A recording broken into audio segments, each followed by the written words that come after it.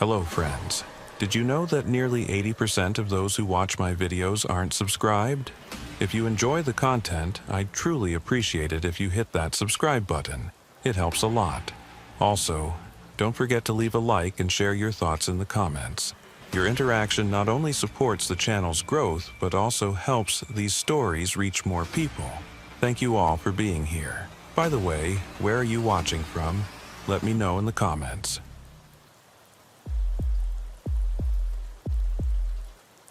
I've been working the northern Manitoba sector for the Canadian Border Services Agency going on 6 years now, and I can tell you without hesitation that the stretch of border between us and North Dakota in the dead of winter is one of the loneliest places on God's green earth. Most people think border work means checking passports at busy crossings, maybe running license plates through the system, dealing with the occasional smuggler trying to hide cigarettes in a spare tire. That's the stuff you see on TV, the polished version with dramatic music and clever one-liners. The reality of rural border enforcement is something else entirely. It's endless miles of frozen prairie that stretches out so far you can't tell where the ground ends and the sky begins. Isolated checkpoints that see maybe 3 vehicles a week, and winter nights so quiet you can hear your own heartbeat echoing inside your patrol vehicle. My name is Holden Merritt, and for the past 18 months I've been assigned to what we call Sector 7 West. That's agency speak for roughly 240 square miles of mixed terrain, most of it wilderness punctuated by the occasional farm road or snowmobile trail that crosses the international line. The locals up here are sparse and tend to keep to themselves. You get the odd hunting camp, a few homesteads where families have been scratching out a living for generations, and not much else. During the summer months, the work is almost peaceful. You drive your route, check the remote camera stations, make sure nobody's using the back roads to run guns or drugs north into Canada. But winter changes everything. Winter turns the prairie into something that feels less like part of the civilized world and more like the surface of some distant, frozen planet, where human beings were never really meant to survive for long. My partner for the past year has been a guy named Colby Rourke. Colby's one of those people who seems built for this kind of work. He grew up in northern Saskatchewan, spent his teenage years trapping and hunting with his grandfather, and he's got this calm, unshakable demeanor that makes him easy to work with even during the long stretches of silence that come with overnight patrols. Most rookies can't handle the isolation. They last maybe 6 months before requesting a transfer to one of the busier sectors down south, where there's at least some semblance of normal human activity. But Colby's different. He actually prefers it out here. Says the quiet helps him think. I used to feel the same way when I first got assigned to 7 West, back when the emptiness felt like freedom instead of something that pressed in on you from all sides. The incident I'm about to tell you about started on a Tuesday night in late January. I remember the date because it was exactly 1 week after my daughter's birthday, and I'd promised her I'd make it home for the weekend to take her ice skating. That promise got broken when dispatch called at the last minute and asked if I could cover a double shift. One of the other guys had called in sick, and they were short-staffed. I should have said no, should have told them to find someone else. But that's not how it works when you're trying to build a career with the agency.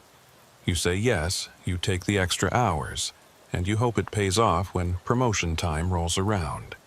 So I kissed my wife goodbye, told her to tell Emma I'd make it up to her, and I drove out to the sector station to meet Colby for what I thought would be just another routine overnight patrol. The temperature that night had dropped to minus 28 Celsius, and the wind was coming in from the northwest at about 40 kilometers per hour. That put the wind chill somewhere around minus 40, cold enough that exposed skin would start getting frostbite in under 10 minutes. We did our usual equipment check before heading out. Flashlights, flares, first aid kit, satellite phone in case the radio failed, thermal blankets, emergency rations. The patrol vehicle was a white Ford Explorer with all-wheel drive and a light bar on top. It wasn't glamorous, but it was reliable, and out here, reliable was worth more than comfortable. Colby drove the first leg while I reviewed the patrol route on the laptop mounted between our seats. We were responsible for checking 6 remote camera stations spread out along a 70-mile stretch of the border, plus doing random spot checks on any of the old logging roads that crossed from the U.S. side into Canada. The first 2 hours passed without incident. We checked in with the dispatch right on schedule, reported our positions, confirmed that all the camera stations were operational. The roads were clear except for a light dusting of snow that had fallen earlier in the day, and traffic was non-existent. We saw one set of vehicle tracks heading south toward the U.S. side, probably somebody from one of the hunting camps heading home after a long weekend. Colby radioed it in, and dispatch confirmed they'd logged a southbound crossing at the nearest official checkpoint about an hour earlier. Everything matched up. Everything made sense. That's how it always is in this job, right up until the moment it isn't. Around 11:30, we stopped at Camera Station 4 to download the footage from the previous 48 hours. These stations are basically just weatherproof boxes mounted on poles about 15 feet off the ground, equipped with motion-activated cameras that record anything moving within about 200 yards of the border. Most of what they capture is wildlife: deer, moose, the occasional wolf pack. Sometimes you get vehicle traffic, and once in a while you catch someone trying to cross illegally on foot, though that's rare in winter because nobody in their right mind would try to hike through this terrain in these temperatures. Colby climbed up the access ladder while I stood below with the laptop, and we went through the standard procedure. He pulled the memory card, handed it down to me, and I plugged it into the laptop to review the footage while he replaced it with a fresh card. That's when I saw the footprints for the first time. They were visible on the camera footage from the previous night, time-stamped at 02:47. The video showed a figure walking from south to north, crossing the border in the middle of an open field about 100 yards west of the camera position. The motion sensor had triggered the recording, and the infrared night vision gave everything that flat, colorless quality that makes the world look like it's made of ash and shadow. The figure was humanoid, moving at a steady walking pace, but the distance and the quality of the footage made it impossible to make out any details. Could have been male or female, young or old. All I could tell for certain was that it was a person, alone, crossing the border on foot in the middle of a January night when the temperature was well below freezing. I called Colby down from the ladder and showed him the footage. He watched it twice, his expression never changing, and then he looked out toward the field where the crossing had occurred. The wind had picked up since we'd arrived, and loose snow was skittering across the frozen ground in thin white sheets that looked like ghosts racing across the prairie. I asked him what he thought, and he said what I was already thinking. We needed to check it out. Even if the person had made it to the Canadian side and was long gone by now, we were obligated to investigate any illegal border crossing. That was the job. That was what we got paid to do. We drove the Explorer as close as we could get to the location shown in the video, parking on the shoulder of the access road about 50 yards from where the figure had crossed. I grabbed one of the heavy-duty flashlights from the back while Colby pulled on his insulated gloves and checked the battery level on his own light. The wind was brutal out there in the open, cutting through our winter gear like it wasn't even there. I could feel my face going numb within seconds of stepping out of the vehicle. We moved toward the crossing point, our flashlight beams cutting through the darkness and illuminating the snow-covered ground ahead of us. That's when we found the tracks. They were boot prints, clear as day, pressed into a thin layer of snow that had fallen over older, harder-packed snow beneath.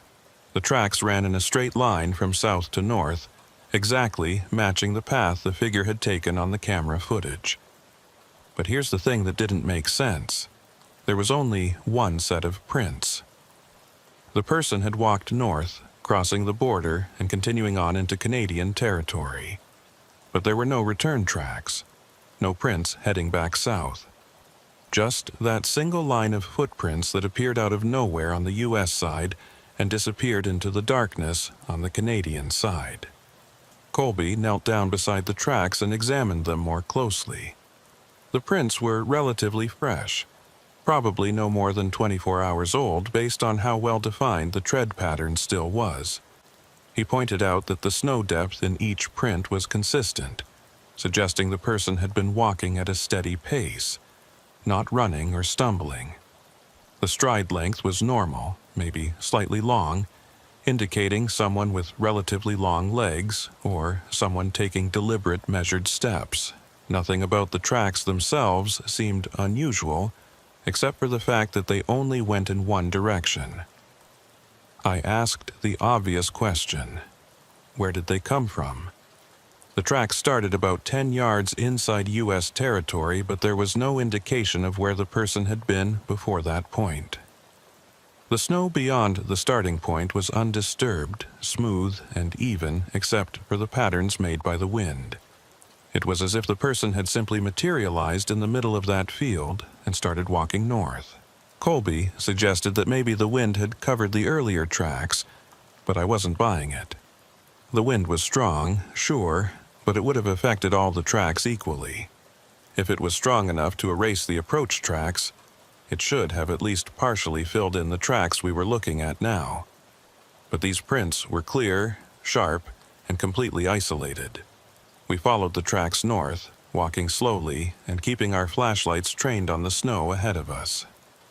The prints continued in that same straight line for about 200 yards, passing through the field and entering a stretch of scrub brush and scattered pine trees. The spacing never varied. The depth never changed. It was almost mechanical in its consistency, like watching a machine's output rather than evidence of human movement. And still, there were no return tracks, no deviation from the path, no sign that the person had stopped, looked around, or altered their course in any way. About 300 yards from where we'd started, the tracks simply ended.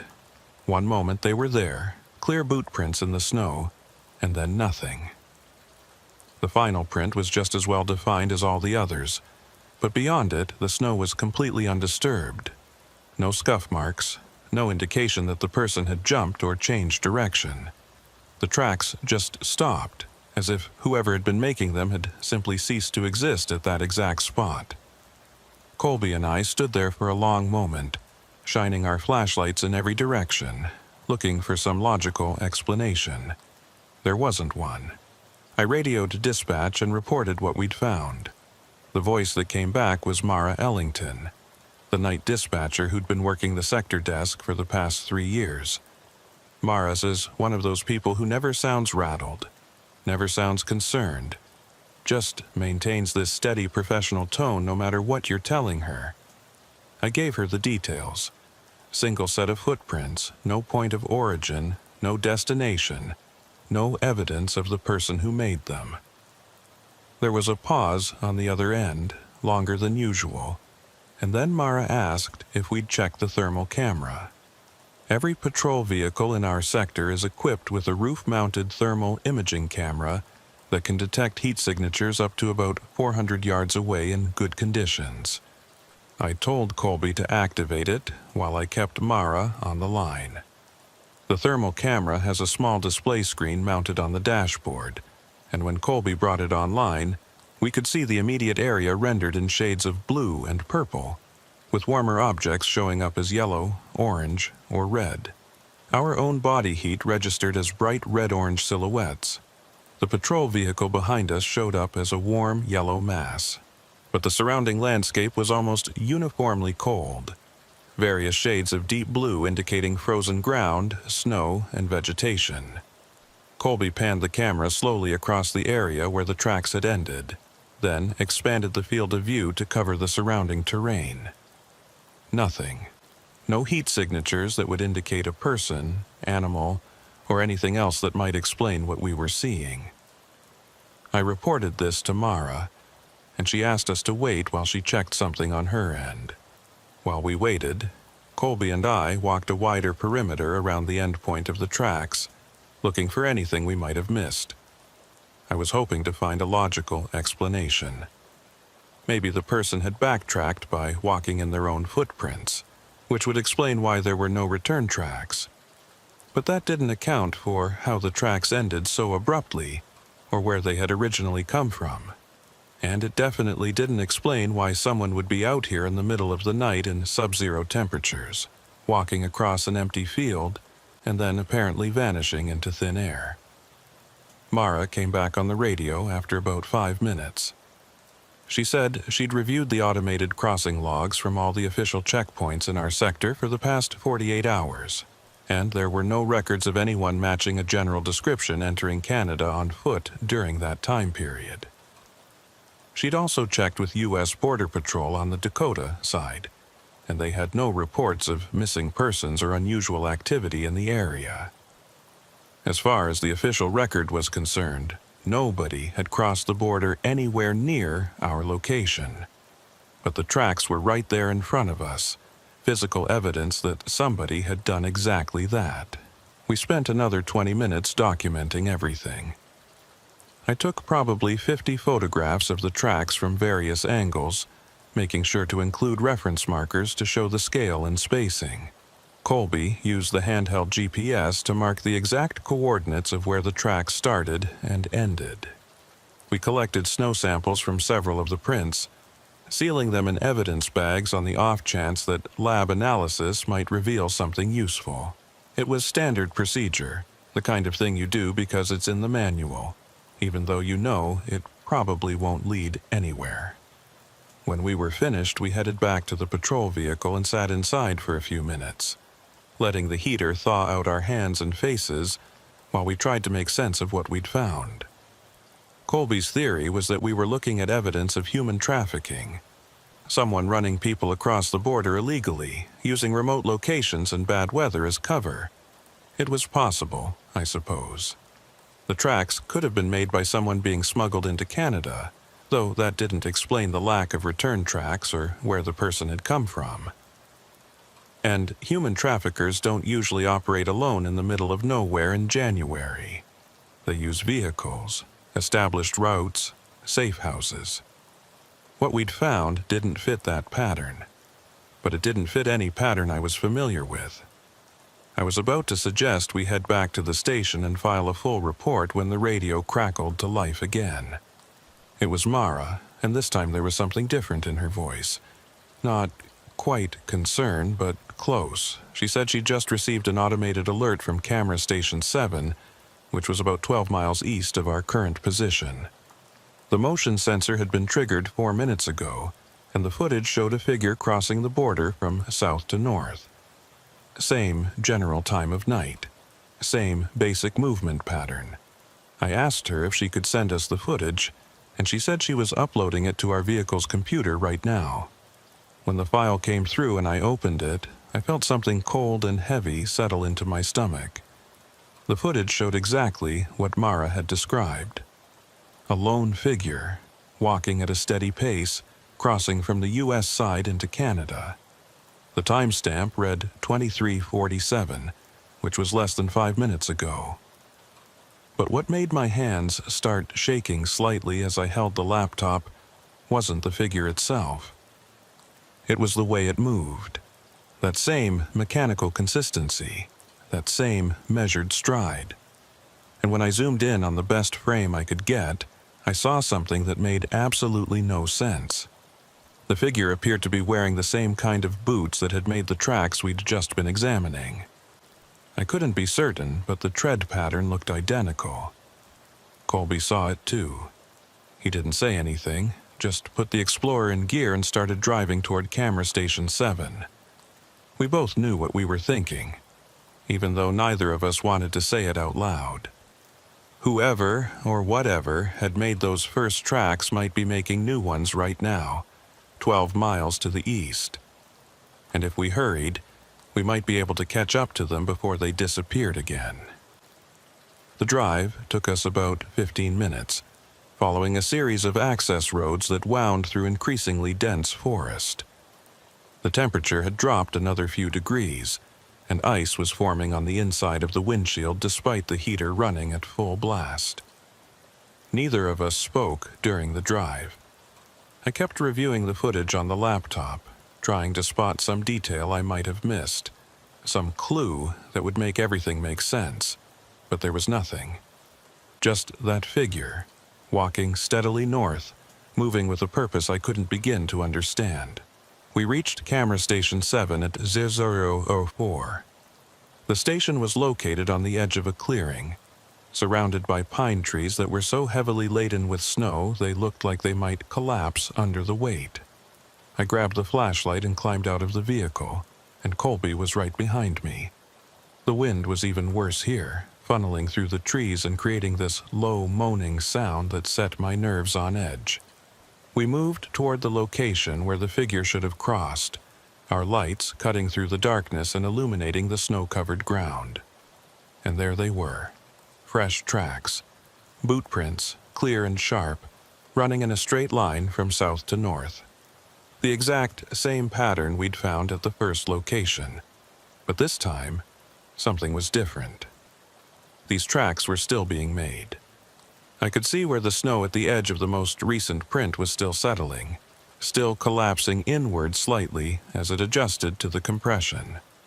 Whoever had made these tracks had been here within the past few minutes. They couldn't have gotten far. Colby pulled out his flashlight and swept the beam across the clearing, and I did the same. The twin beams of light moved across the snow, across the trees, across the shadows that seemed to gather in thick pools wherever the light didn't quite reach. Nothing, no movement, no heat signatures on the thermal camera, no sound except for the wind and the creaking of ice-laden branches. I called out, identifying ourselves as Border Patrol and requesting that whoever was out here show themselves. My voice sounded small and insignificant against the vast emptiness of the winter night. There was no response.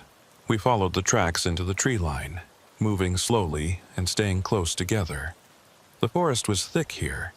The trees packed close enough that the snow beneath them was thinner, protected from the worst of the weather by the canopy overhead. The tracks continued in that same straight line, weaving between trees but never deviating from their northward path. And then, about 100 yards into the forest, they ended again. Just like before, one final boot print, sharp and clear, and beyond it, nothing but undisturbed snow. I stood there staring at that final print, my mind refusing to accept what my eyes were telling me. This wasn't possible. People don't just vanish. They leave traces, evidence, some indication of where they went. But there was nothing. I checked the thermal camera again, expanding the range to maximum, and Colby climbed up on a fallen log to get a better vantage point. The forest was empty. We were alone out here. That's when I heard it. A sound coming from somewhere to the north, barely audible over the wind. It sounded like a voice, distant and distorted, speaking words I couldn't quite make out. I grabbed Colby's arm and pointed in the direction of the sound, and we both stood perfectly still, listening. It came again, slightly clearer this time. A single word, repeated over and over, carried on the wind like a message being transmitted across some vast distance. The word was late. Someone or something out there in the darkness was saying late, and the voice had a quality to it that made my skin crawl. It wasn't quite human. Too flat, too emotionless, like hearing a recorded message played back at slightly the wrong speed. I reached for the radio on my belt and was about to call it in to Mara when the static burst from the speaker made me jump. The radio had been silent except for the occasional check-in, but now it was crackling with interference, producing this rhythmic pattern of static that almost sounded like speech. And then, cutting through the static, I heard Mara's voice, but it wasn't responding to me. The transmission came through broken and fragmented, pieces of words separated by bursts of white noise. "You're late." and then more static, and then silence. I pressed the transmit button and tried to respond, asking Mara to repeat her last message. Nothing. The radio was dead air. Colby tried his radio with the same result. We were standing in the middle of a frozen forest, following footprints that appeared and disappeared without explanation, listening to voices that shouldn't exist, and our communication with the outside world had just been severed by interference that made no logical sense. I made the decision right then that we needed to get back to the vehicle and return to the station. Whatever was happening out here, we weren't equipped to deal with it. This had gone beyond a simple illegal border crossing. This was something else entirely, something that made every instinct I had scream at me to leave this place and not look back. Colby agreed without argument, and we turned to head back the way we'd come. That's when we saw the new tracks. They were running parallel to our own footprints, about 10 feet to the west.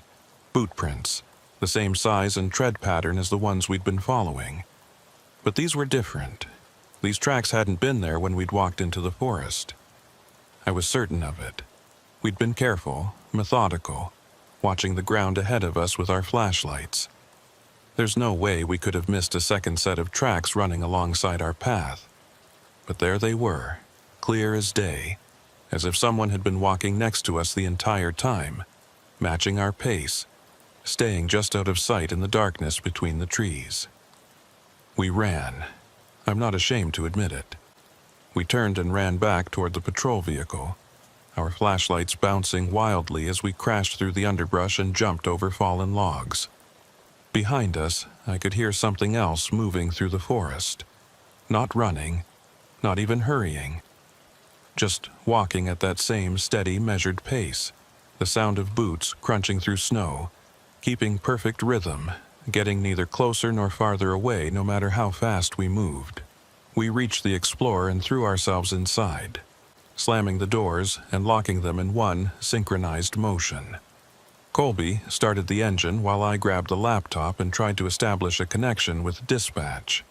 The radio was still dead, but the satellite link was working. I pulled up the communication interface and started typing out a message to Mara, trying to explain what we'd encountered while Colby threw the vehicle into reverse and backed us away from the tree line. As we pulled away from Camera Station 7, I looked back toward the forest. There, standing at the edge of the clearing where the trees met the open snow, I saw a figure. It was too dark and too far away to make out any details, but I could see the basic shape. Humanoid, standing perfectly still, watching us leave.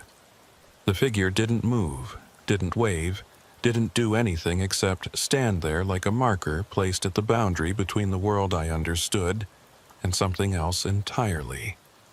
The message to Mara finally went through, and about 30 seconds later I got a response.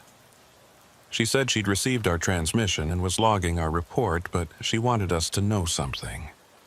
Camera Station 7's footage from the past hour had been automatically uploaded to the central server, and she'd reviewed it while waiting for our message.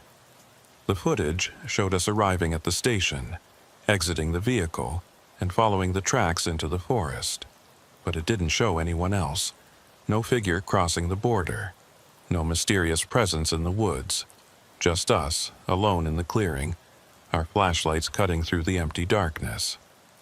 According to the official record, there was nothing out there except 2 border patrol officers chasing shadows. We drove back to the sector station in silence, arriving just after 2 in the morning. I spent the next 3 hours writing up a detailed report of everything we'd witnessed, and Colby did the same. We turned over all the photographs, GPS coordinates, and audio recordings from our radios. The snow samples we'd collected were sent to the lab for analysis. Everything was logged, filed, and submitted through proper channels, and then we were told to go home, get some rest, and report back for our next scheduled shift in 48 hours. I tried to sleep when I got home, but every time I closed my eyes, I saw those tracks, that impossible pattern of footprints that appeared and disappeared without explanation. I saw the figure standing at the edge of the forest, watching us drive away. And I heard that voice carried on the wind, repeating that single word over and over. Late. You're late. I didn't know what it meant. I didn't know who or what had been out there in the frozen wilderness. But I knew with absolute certainty that whatever I'd encountered that night, it wasn't finished with me. This was just the beginning. And I was right. The 48 hours I spent at home after that first night felt longer than any week I'd ever lived through. I went through the motions of normal life, playing with Emma, having dinner with my wife Sarah, watching television in the evening like nothing had changed. But everything had changed. I couldn't stop thinking about those footprints, about that figure standing at the edge of the forest watching us drive away. Every time I closed my eyes, I saw that endless line of boot prints stretching across the snow, leading nowhere and coming from nowhere. Sarah noticed something was wrong. She always did. On the second evening, after Emma had gone to bed, she asked me directly if something had happened during my shift. I wanted to tell her. I wanted to explain what Colby and I had seen, to share the weight of it with someone who might help me make sense of it. But how do you explain something like that without sounding like you've lost your mind? So I told her it had been a long shift, that we'd dealt with some unusual circumstances, and that I was still processing it. She didn't push, just reminded me that I could talk to her about anything. I said I knew that, and I meant it. But this wasn't something I could talk about. Not yet. Maybe not ever. Colby called me on the morning of our next scheduled shift. He asked if I'd heard anything from the agency about our report, and I told him I hadn't. No calls, no emails, nothing. He said it was the same for him. We both knew what that probably meant. Our report had been filed, logged into the system, and quietly set aside as unexplained but not urgent. Border Patrol deals with a lot of strange situations, especially in remote sectors like ours. Most of the time, when something doesn't fit into a neat category, it gets categorized as inconclusive and forgotten. I asked Colby if he was planning to request a different assignment, maybe transfer to a different sector. There was a long pause on the other end of the line, and then he said no. He was going back out there.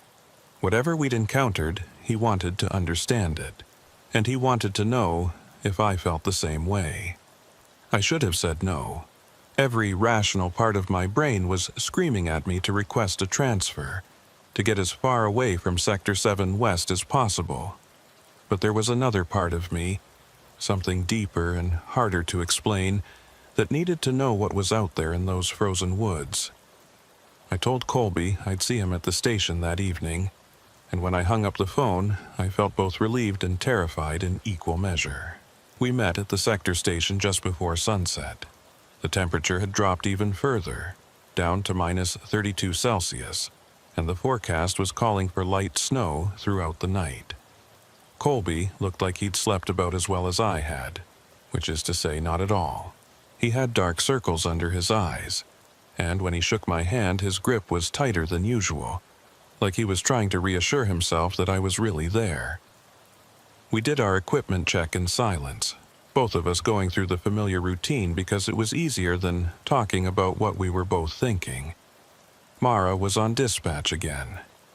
When we radioed in to confirm we were starting our patrol, she acknowledged with her usual professional tone, but then added something unexpected. She said that if we encountered anything unusual, we should report it immediately and wait for backup before investigating.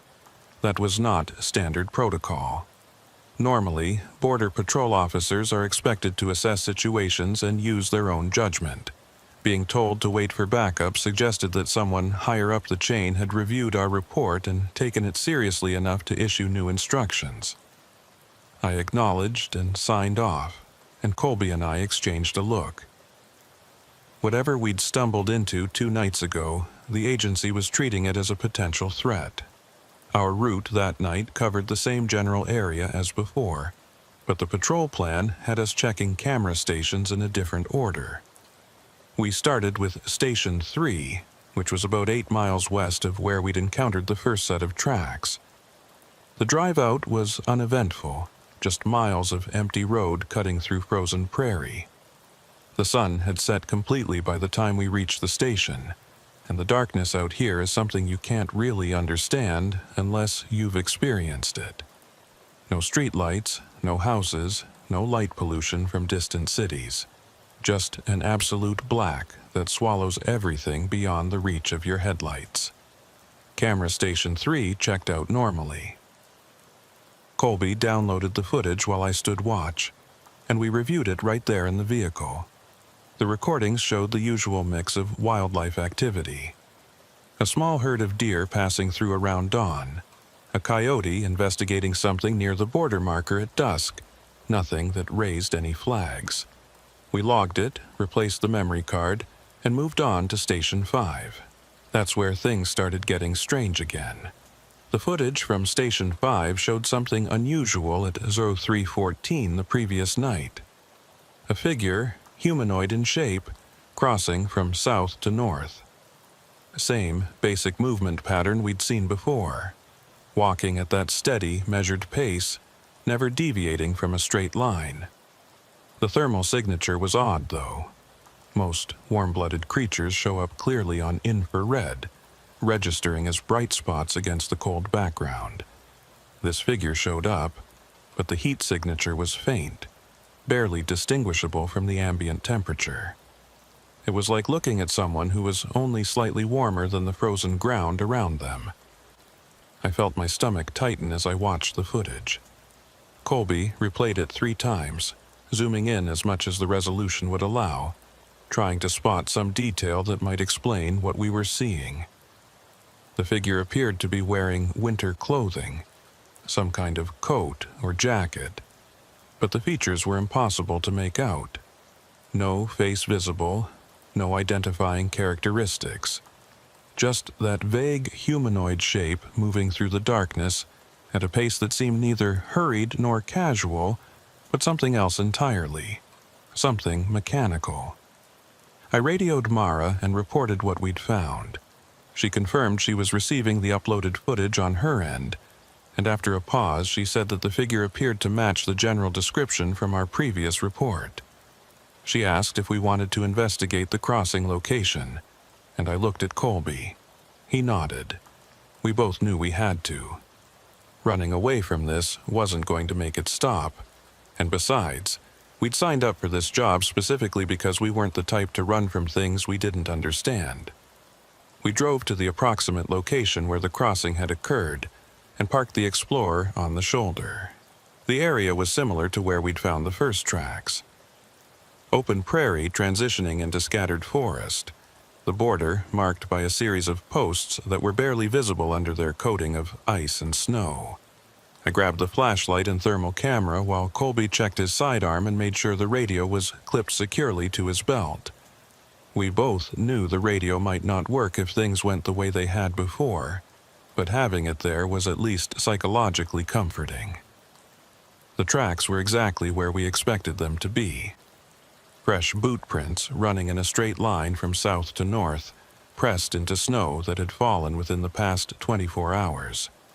The tread pattern was identical to what we documented before, and just like before, there was only one set of prints. No approach tracks, no return tracks, just that single impossible line of footprints that started in the middle of nowhere and led into the darkness ahead. We followed them, moving slowly and keeping our flashlights trained on the ground. The prints led us across the open prairie for about 200 yards, then into a stand of pine trees where the snow was thinner and the tracks became slightly harder to follow. Colby was using the thermal camera to scan ahead of us, checking for any heat signatures that might indicate we weren't alone out here. The screen showed nothing but cold blues and purples. The forest was empty except for us. The tracks continued for maybe another 100 yards, weaving between trees but maintaining that same northward trajectory. And then, just like before, they ended. One final boot print, and beyond it, nothing but undisturbed snow. I stood there staring at it, my breath forming clouds in the freezing air, and I felt a wave of frustration wash over me. This didn't make sense. None of it made sense. People don't just disappear in the middle of taking a step. There has to be an explanation, some detail we were missing, some piece of evidence that would tie everything together. That's when Colby grabbed my arm and pointed back the way we'd come. I turned and looked, following the direction of his flashlight beam. There, running parallel to our own tracks about 15 feet to the east, was another set of boot prints. Fresh prints, the same size and pattern as the ones we'd been following. They ran alongside our path all the way back to where we'd entered the forest, perfectly matching our route step for step. But I knew those prints hadn't been there when we'd walked in. I was absolutely certain of it. We'd been careful, methodical, watching the ground constantly. There's no way we could have missed a second set of tracks running right next to our own. I felt the hairs on the back of my neck stand up. Someone, or something, had followed us into the forest, walking beside us the entire time, and we hadn't heard a sound. No footsteps, no breathing, no snap of branches or crunch of snow. Just perfect silence, and now these tracks as evidence that we'd been accompanied the whole way. Colby's voice was tight when he spoke. He said we needed to leave, right now. I didn't argue. We turned and headed back toward the Explorer, moving faster than we had on the way in, our flashlights sweeping constantly across the trees around us. Behind us, I could hear it again. That sound of footsteps keeping pace with us, never getting closer, never falling behind. Just maintaining that same steady rhythm, like a metronome ticking away in the darkness. We made it back to the vehicle without incident, threw ourselves inside, and locked the doors. My hands were shaking as I reached for the laptop to send a message to Mara. The radio was dead again, filled with static that rose and fell in waves that almost sounded like breathing. Colby started the engine and we pulled away from the location, heading back toward the main access road. That's when I saw them in the side mirror. Footprints appearing in the snow behind us, keeping pace with the vehicle as we drove. Fresh tracks materializing out of nothing, one after another, walking in a straight line parallel to the road. The spacing was perfect, the rhythm constant, and they continued to appear for maybe 30 seconds before finally stopping. When I looked back through the rear window, I could see the line of prints stretching back into the darkness, marking the path of something that had followed us out of the forest. The message to Mara went through, and her response came back almost immediately. She said she'd been trying to reach us on the radio for the past 10 minutes, ever since we'd entered the forest. She asked if we were okay, and I typed back that we were heading to Checkpoint Alpha, one of the few permanent structures in our sector. It was a small building, basically just a heated shelter with communications equipment and emergency supplies, but it had solid walls and doors that locked. Right now, that seemed like the safest place to be. We reached Checkpoint Alpha 20 minutes later. The building was dark when we pulled up, which was normal since it wasn't regularly staffed. Colby used his key to unlock the door while I grabbed our gear from the Explorer. Inside, the checkpoint was exactly as it should be.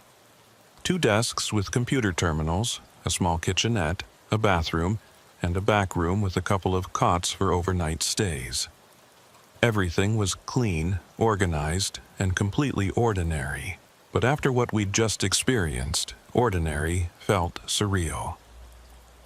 I set up the laptop and established a satellite link with dispatch while Colby made coffee. We needed to file a supplementary report, document what we'd found, and figure out our next move. As I was typing up the details, Mara's voice came through on the computer's speaker system. The audio link was clearer than the radio, with minimal static, and hearing her calm professional tone helped ground me a little. She confirmed she'd received our preliminary report and said that our supervisor wanted us to maintain position at Checkpoint Alpha until morning. No more patrol tonight, Just stay put and wait for daylight. That should have been a relief, but instead it made me more nervous. Telling us to stop the patrol meant someone in the chain of command thought there was a real threat out there. And if that was the case, why weren't they pulling us out completely?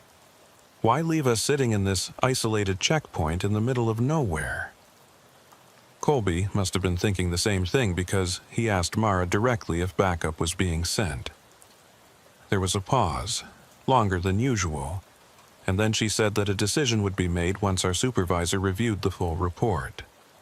In the meantime, we should rest and maintain radio contact. I didn't like the sound of that, but arguing with dispatch wasn't going to accomplish anything. We acknowledged and signed off. The next few hours were some of the longest of my life. Colby and I took turns trying to sleep on the cots in the back room, but neither of us managed more than a few minutes at a time. Every sound seemed amplified in the silence of the checkpoint. The wind rattling the windows, the building settling, the hum of the heating system cycling on and off. Normal sounds that took on sinister qualities when you were sitting in an isolated building surrounded by frozen wilderness, knowing that something impossible was walking around out there in the darkness. Around 4 a.m, I was sitting at one of the desks reviewing the footage from the various camera stations when I noticed something odd. The cameras were equipped with internal clocks that time-stamped every recording, and those clocks were synchronized with the agency's central server to ensure accuracy. But when I pulled up the footage from Station 5, the one that had captured the figure crossing at 0314, I noticed something that didn't make sense. The timestamp showed 0314, but the metadata embedded in the file showed it had been recorded at 0214. An hour difference. I called Colby over and showed him. He checked the settings on the laptop, thinking maybe there was a time zone issue or a glitch in the display, but everything was configured correctly. The camera's internal clock was showing one time, but the actual recording had been made an hour earlier. I pulled up the footage from Station 3, which we'd checked first that night, and found the same discrepancy. Every recording had a timestamp that was exactly 1 hour ahead of when it had actually been captured. This wasn't a simple technical glitch. Camera systems don't spontaneously add an hour to their timestamps.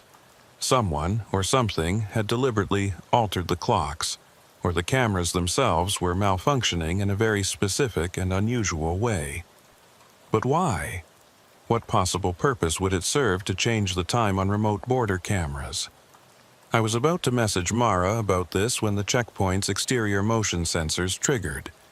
We had floodlights mounted on the corners of the building that would activate automatically if anything larger than a small animal moved within about 50 feet of the structure. The lights came on, flooding the area around the checkpoint with harsh white illumination, and Colby immediately moved to one of the windows to see what had triggered them. I joined him at the window, and for a moment we just stood there staring out at the snow-covered ground surrounding the checkpoint. The floodlights revealed a perfectly ordinary winter scene.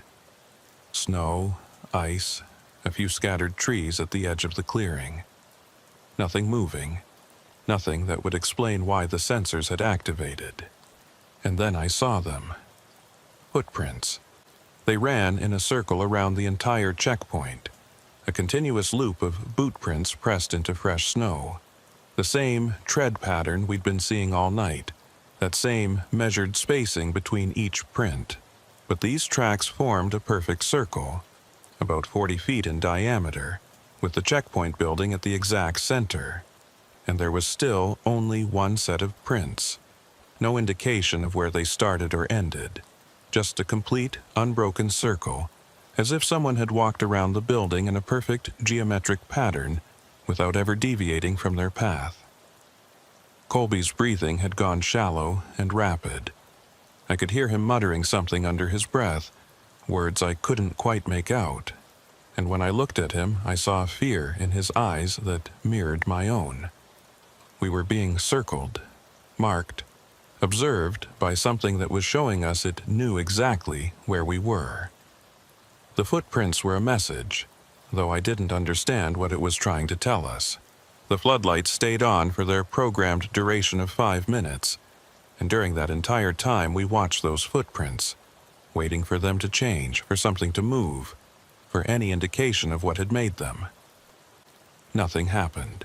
The snow lay still and undisturbed except for those tracks. And then the lights clicked off, plunging everything back into darkness, and I felt a spike of pure panic that made my heart race. I grabbed my flashlight and went to the door, needing to see those tracks more closely, needing some kind of confirmation that they were real. Colby tried to stop me, saying it wasn't safe, but I was already unlocking the door and stepping outside. The cold hit me like a physical force, but I barely noticed it. I moved toward the nearest section of the circular track and knelt down beside it, shining my light directly into one of the boot prints. The detail was perfect. I could see the individual treads, the slight compression patterns where weight had been distributed unevenly, even a small pebble that had been pressed into the snow by the boot's passage. These were real prints made by a real physical object. Not some trick of light or shadow, not a hallucination brought on by stress and fear. Someone had walked in this circle around our checkpoint, and they'd done it recently enough that the snow inside each print was still sharp and well-defined. I heard Colby calling my name from the doorway, and when I looked back at him I saw he was pointing at something behind me. I turned and followed his gaze, and my blood went cold. There, standing at the edge of the tree line about 100 yards from the checkpoint, was a figure, too dark and too distant to make out details, but clearly humanoid in shape, just standing there, perfectly still, watching us. I stood up slowly, keeping my flashlight trained on the figure, but the beam didn't reach that far. I could see the vague outline, the suggestion of a human form, but nothing more. I called out, identifying myself as Border Patrol, and requesting that whoever was out there make themselves known. My voice sounded weak and insubstantial against the vastness of the frozen landscape. There was no response. The figure didn't move, didn't react, just continued to stand there like a statue carved from shadow.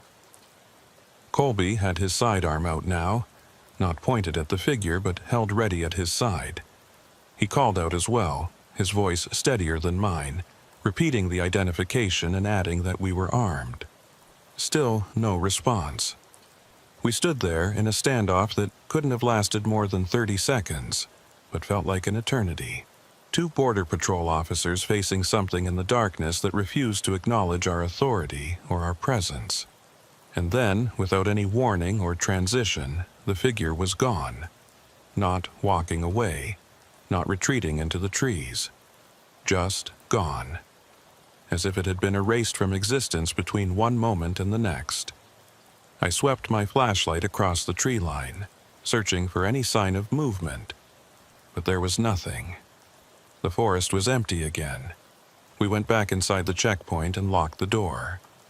I messaged Mara immediately, describing what we'd seen, and her response came back with uncharacteristic speed. She said she was contacting our supervisor right now and that we should sit tight. Backup was being dispatched and should reach us within the hour. Just stay inside, keep the doors locked, and maintain communication. That hour felt like the longest wait of my life. Colby and I sat at the desks, watching the windows, jumping at every sound.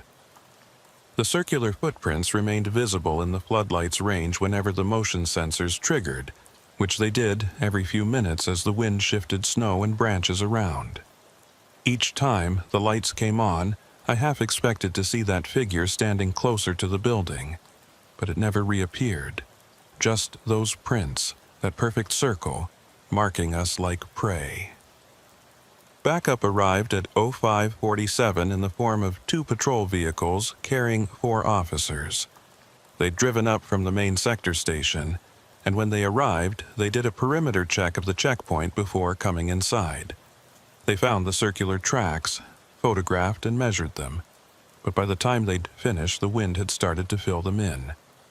Within another hour, they'd be completely gone, erased by the natural movement of snow and ice. The senior officer, a guy named Morrison who'd been with the agency for almost 20 years, took our statements and reviewed our reports. He was professional about it. Didn't dismiss what we'd seen or suggest we were imagining things, but I could tell he didn't fully understand the significance of what was happening. How could he? Unless you'd experienced it directly, unless you'd followed those impossible tracks and felt the presence of something walking beside you in the darkness. There was no way to truly grasp what we were dealing with. Morrison said they'd be increasing patrols in Sector 7 West and installing additional cameras at strategic locations. He told us we were being temporarily reassigned to administrative duties while the agency investigated the situation further. It was standard protocol when officers encountered potential threats that weren't fully understood. I should have been relieved, but instead I felt frustrated. Being pulled from patrol meant we wouldn't be able to investigate this ourselves, wouldn't be able to find answers to the questions that were eating away at me. As the sun came up and the darkness retreated, the events of the night started to feel less immediate, less threatening. In the gray morning light, with other officers around us, it was almost possible to convince yourself that things weren't as strange as they'd seemed. Almost. But then I'd remember those footprints circling the checkpoint, that figure standing at the tree line, and I knew this was far from over. We drove back to the main station in convoy with the other vehicles. Colby didn't speak during the entire trip, just stared out the window at the frozen landscape passing by. I wanted to say something, to acknowledge what we'd been through, but I couldn't find the words. What do you say when you've encountered something that shouldn't exist? How do you process the fact that the world is stranger and more dangerous than you'd ever imagined? When we arrived at the station, Morrison told us to go home and get some rest. We'd be contacted within 48 hours with further instructions. I handed over all our equipment, filled out the necessary paperwork, and headed to my truck. The morning was clear and cold, the kind of winter day that looks peaceful and beautiful if you don't think too hard about what might be lurking in all that pristine whiteness. I was almost to my truck when I noticed something on the windshield. At first I thought it was just ice or frost, but as I got closer I realized it was a boot print. Someone had stepped on the hood of my truck and left a single perfect print on the windshield. The same tread pattern. The same impossible presence. I looked around the parking lot, but it was empty except for the official vehicles. Nobody in sight who could have done this. And even if someone had been here, why would they climb onto my truck and step on the windshield? It didn't make sense. None of this made sense. I got in the truck and drove home, but I couldn't shake the feeling that I was being followed. Every time I checked the rearview mirror, I expected to see footprints appearing in the snow behind me, keeping pace with my vehicle like they had before. But the road remained empty. The morning remained quiet, and I made it home without incident. Sarah was in the kitchen when I walked in, making breakfast for Emma before school. She took one look at my face and asked what had happened. I wanted to tell her everything, to share the burden of what I'd seen, but the words wouldn't come. How do you explain that you're being stalked by something that leaves footprints but can't be seen? How do you tell your wife that you're scared of shadows and snow and the darkness that waits at the edge of the world? I told her I'd had a rough night and needed to sleep. She said, okay, that she'd keep Emma quiet so I could rest. I kissed them both, went upstairs to the bedroom, and lay down fully clothed. Sleep didn't come. Instead, I stared at the ceiling and listened to the sounds of my family moving through the house below me, living their normal lives while I tried to process the fact that normal didn't exist anymore.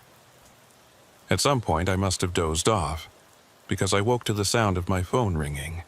It was afternoon, the sun already starting to set again. I grabbed the phone and saw Colby's name on the screen. I answered, and before I could say anything, he spoke. His voice was tight, barely controlled. He said he needed to show me something he'd found in the patrol vehicle after we'd gotten back to the station. Could I meet him at the checkpoint where we'd stopped that morning? I should have said no.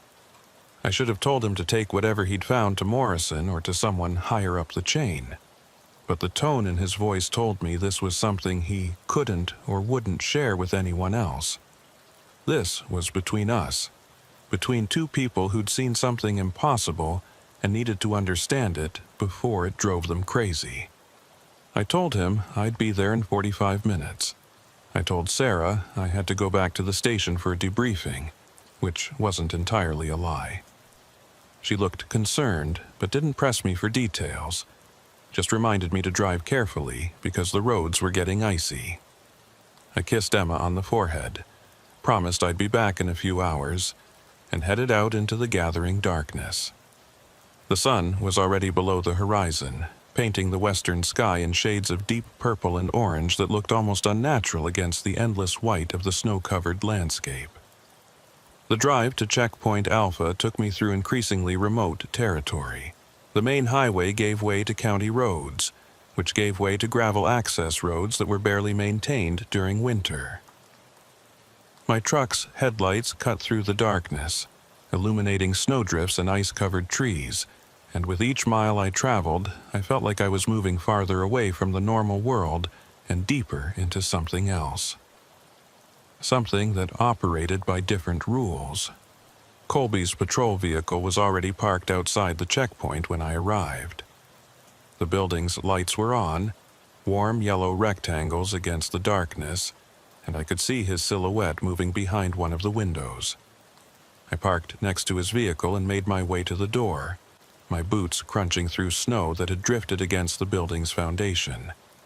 The temperature had dropped again, and my breath formed thick clouds that hung in the still air for several seconds before dissipating.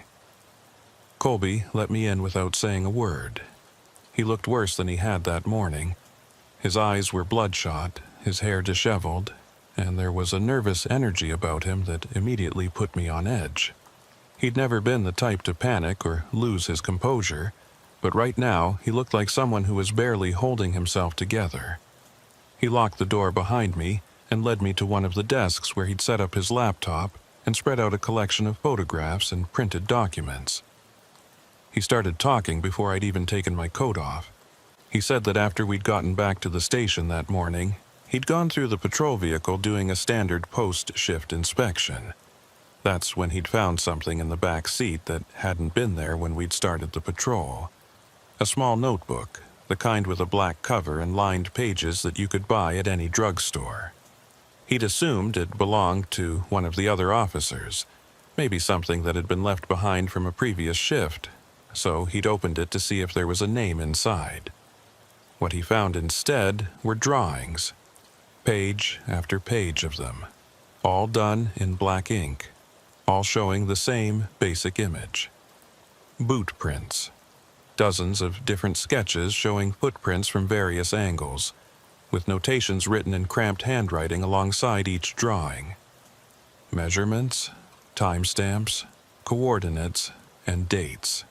The dates went back almost 2 years, showing a pattern of sightings that stretched across multiple sectors of the border region. Colby showed me the notebook, and as I flipped through the pages, I felt a cold weight settling in my stomach. Whoever had compiled this had been tracking the footprints for a long time, documenting their appearances with obsessive detail. The handwriting was neat at first, organized and methodical, but as the pages progressed, it became increasingly erratic. Words were crossed out, margins filled with notes that didn't make complete sense, and some pages had sentences written over and over again like someone had been trying to work through a problem they couldn't solve. One phrase appeared repeatedly throughout the later pages, always underlined multiple times. "They're always late."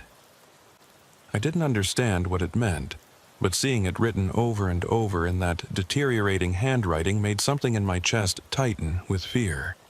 I asked Colby if there was a name in the notebook, any indication of who it belonged to. He turned to the first page and showed me. Written in neat block letters at the top of the page was a name I recognized immediately.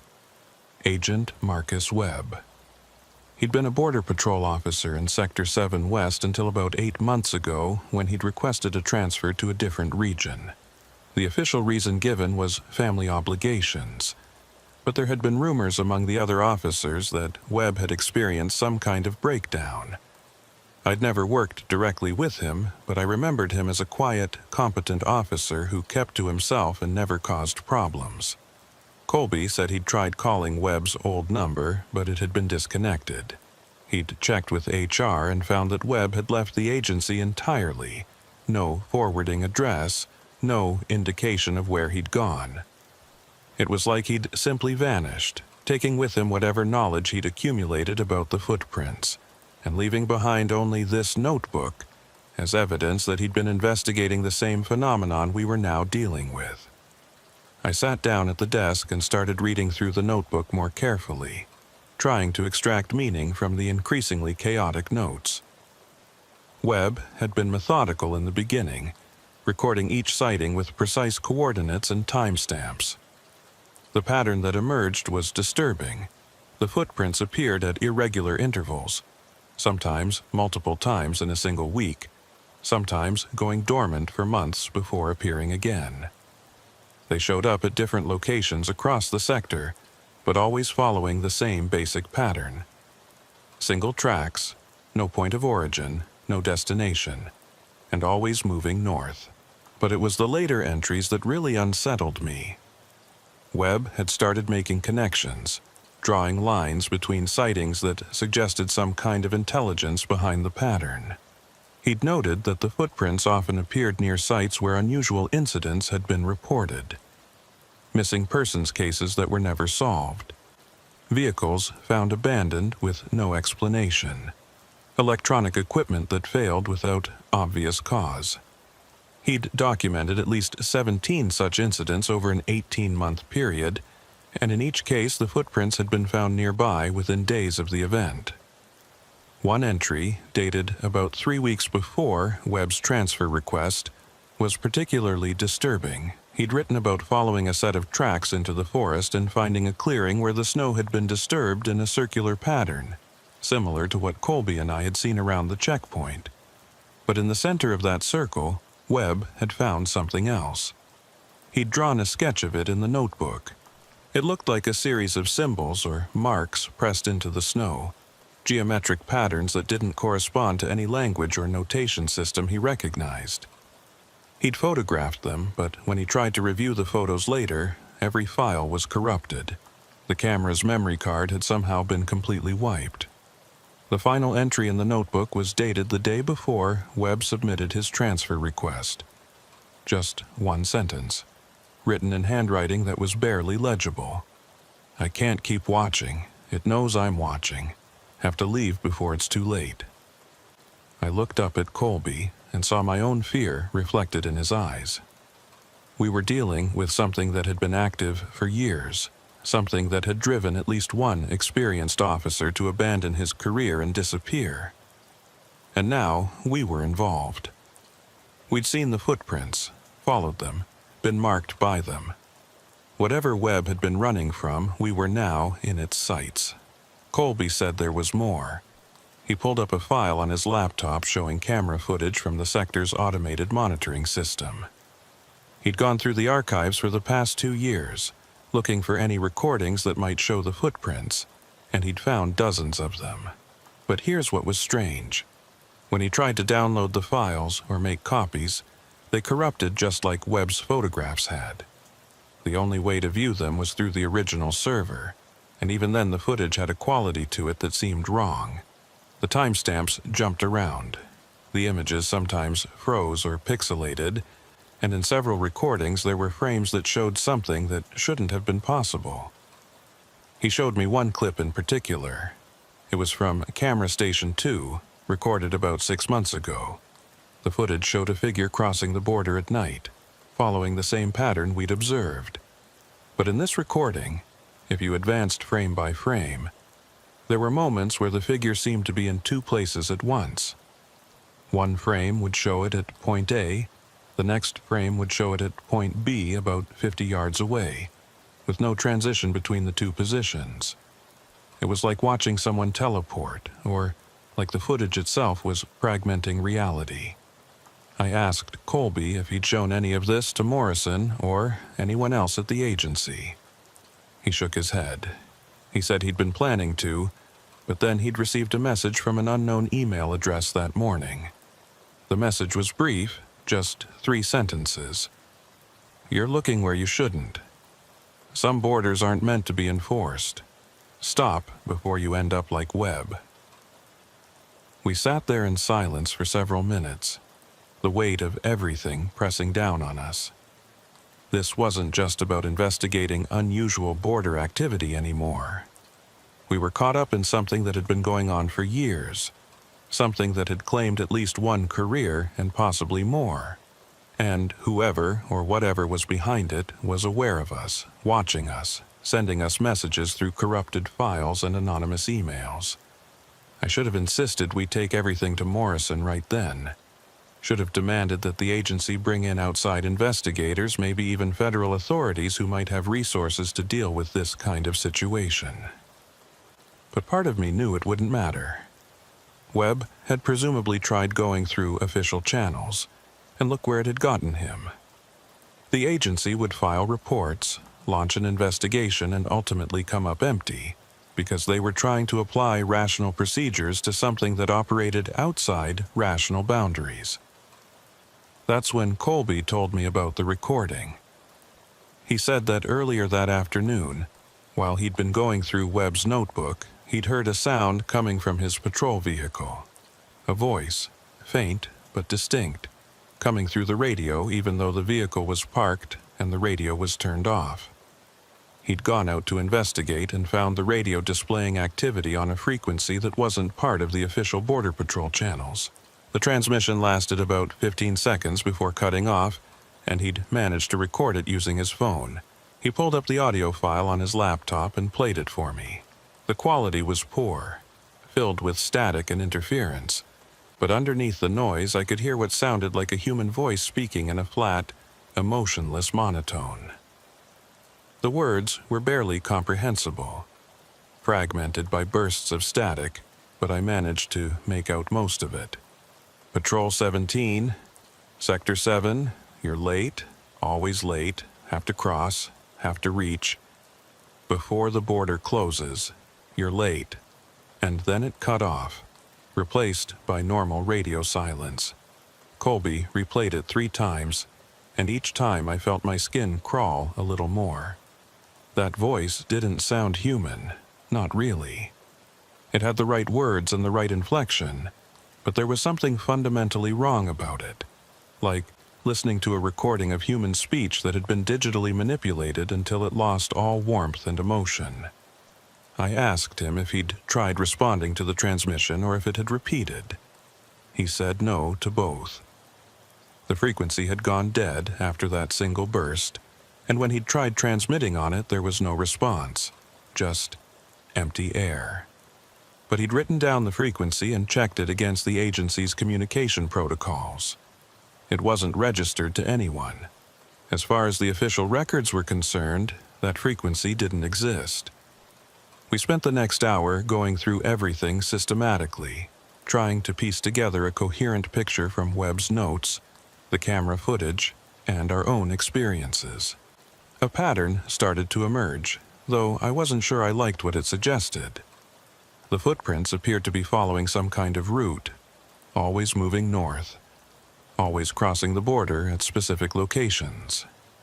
Webb had mapped them, connecting the dots between sightings, and the resulting pattern formed a rough line that ran through Sector 7 West, passing through several points of interest. Old, abandoned homesteads, sites where vehicles had been found with their drivers missing, places where communication equipment consistently failed without explanation.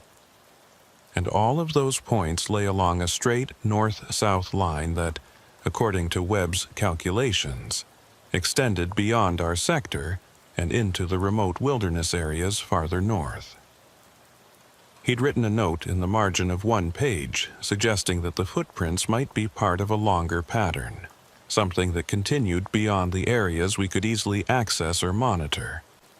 But he'd never been able to confirm it because the terrain became too difficult to navigate the farther north you went. I was about to suggest that we needed to contact someone with authority beyond the local agency, maybe reach out to federal investigators, or even academic researchers who might have encountered similar phenomena when the checkpoint's power went out. The lights died instantly, plunging us into complete darkness. The computers shut down mid-operation, and even the emergency backup systems failed to activate.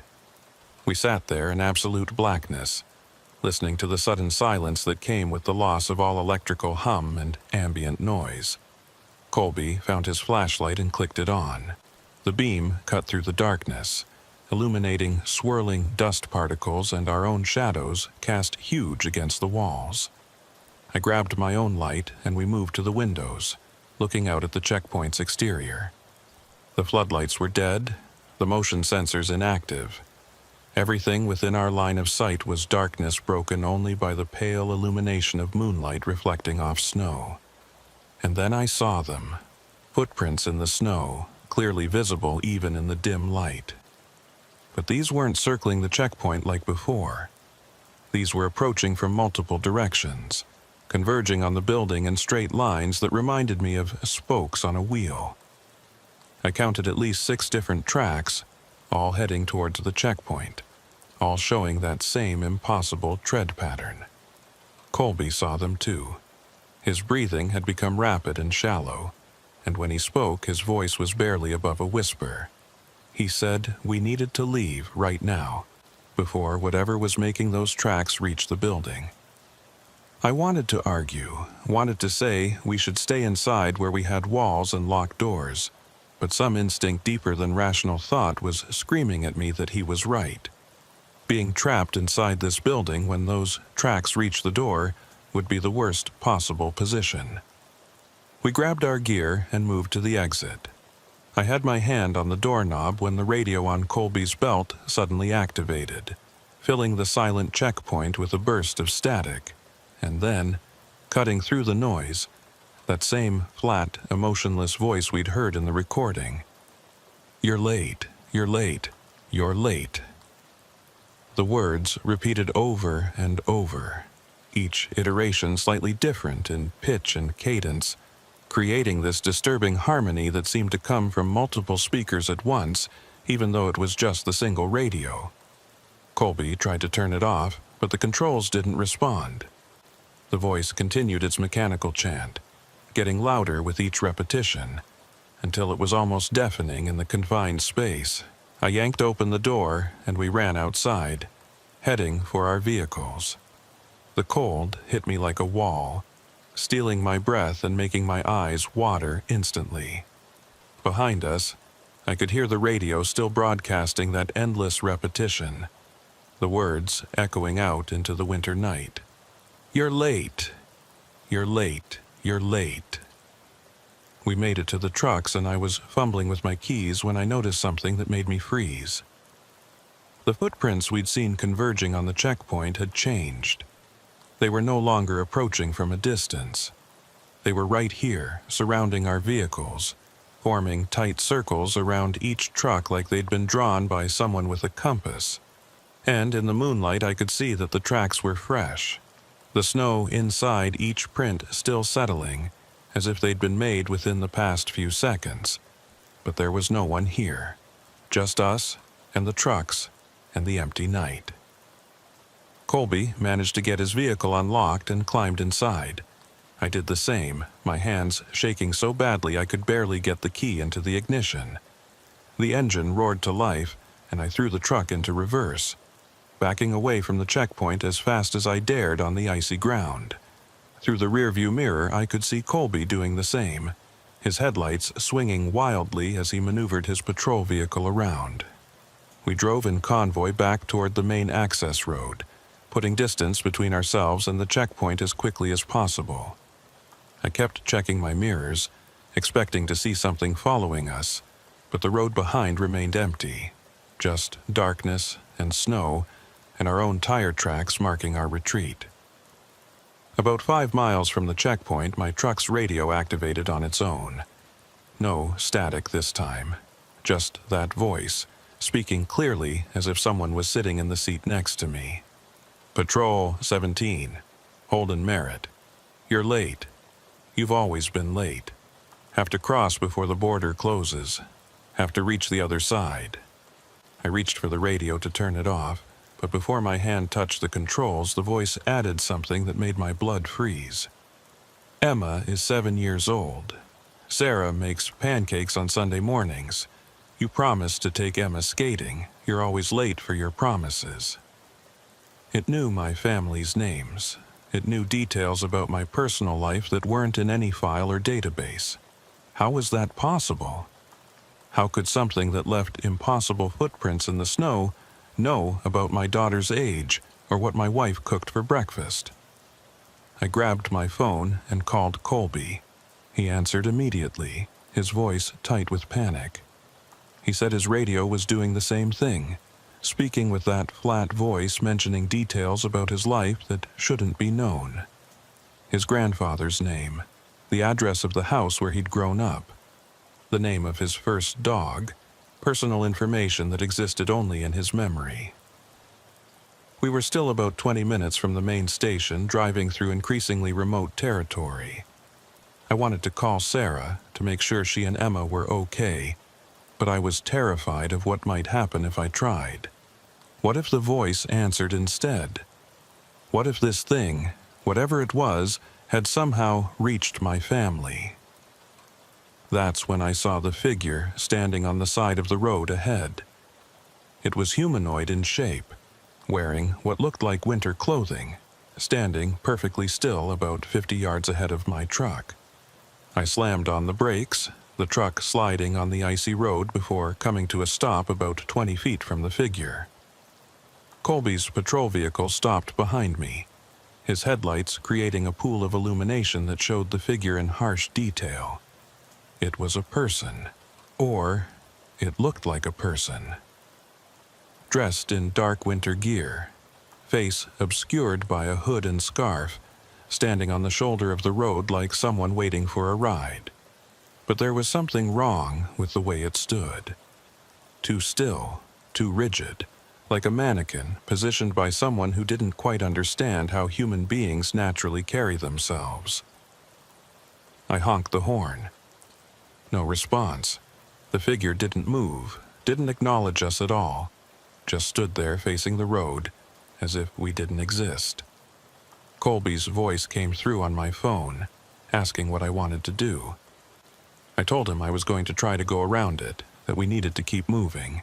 He agreed, and I carefully steered the truck to the left, giving the figure a wide berth as I passed.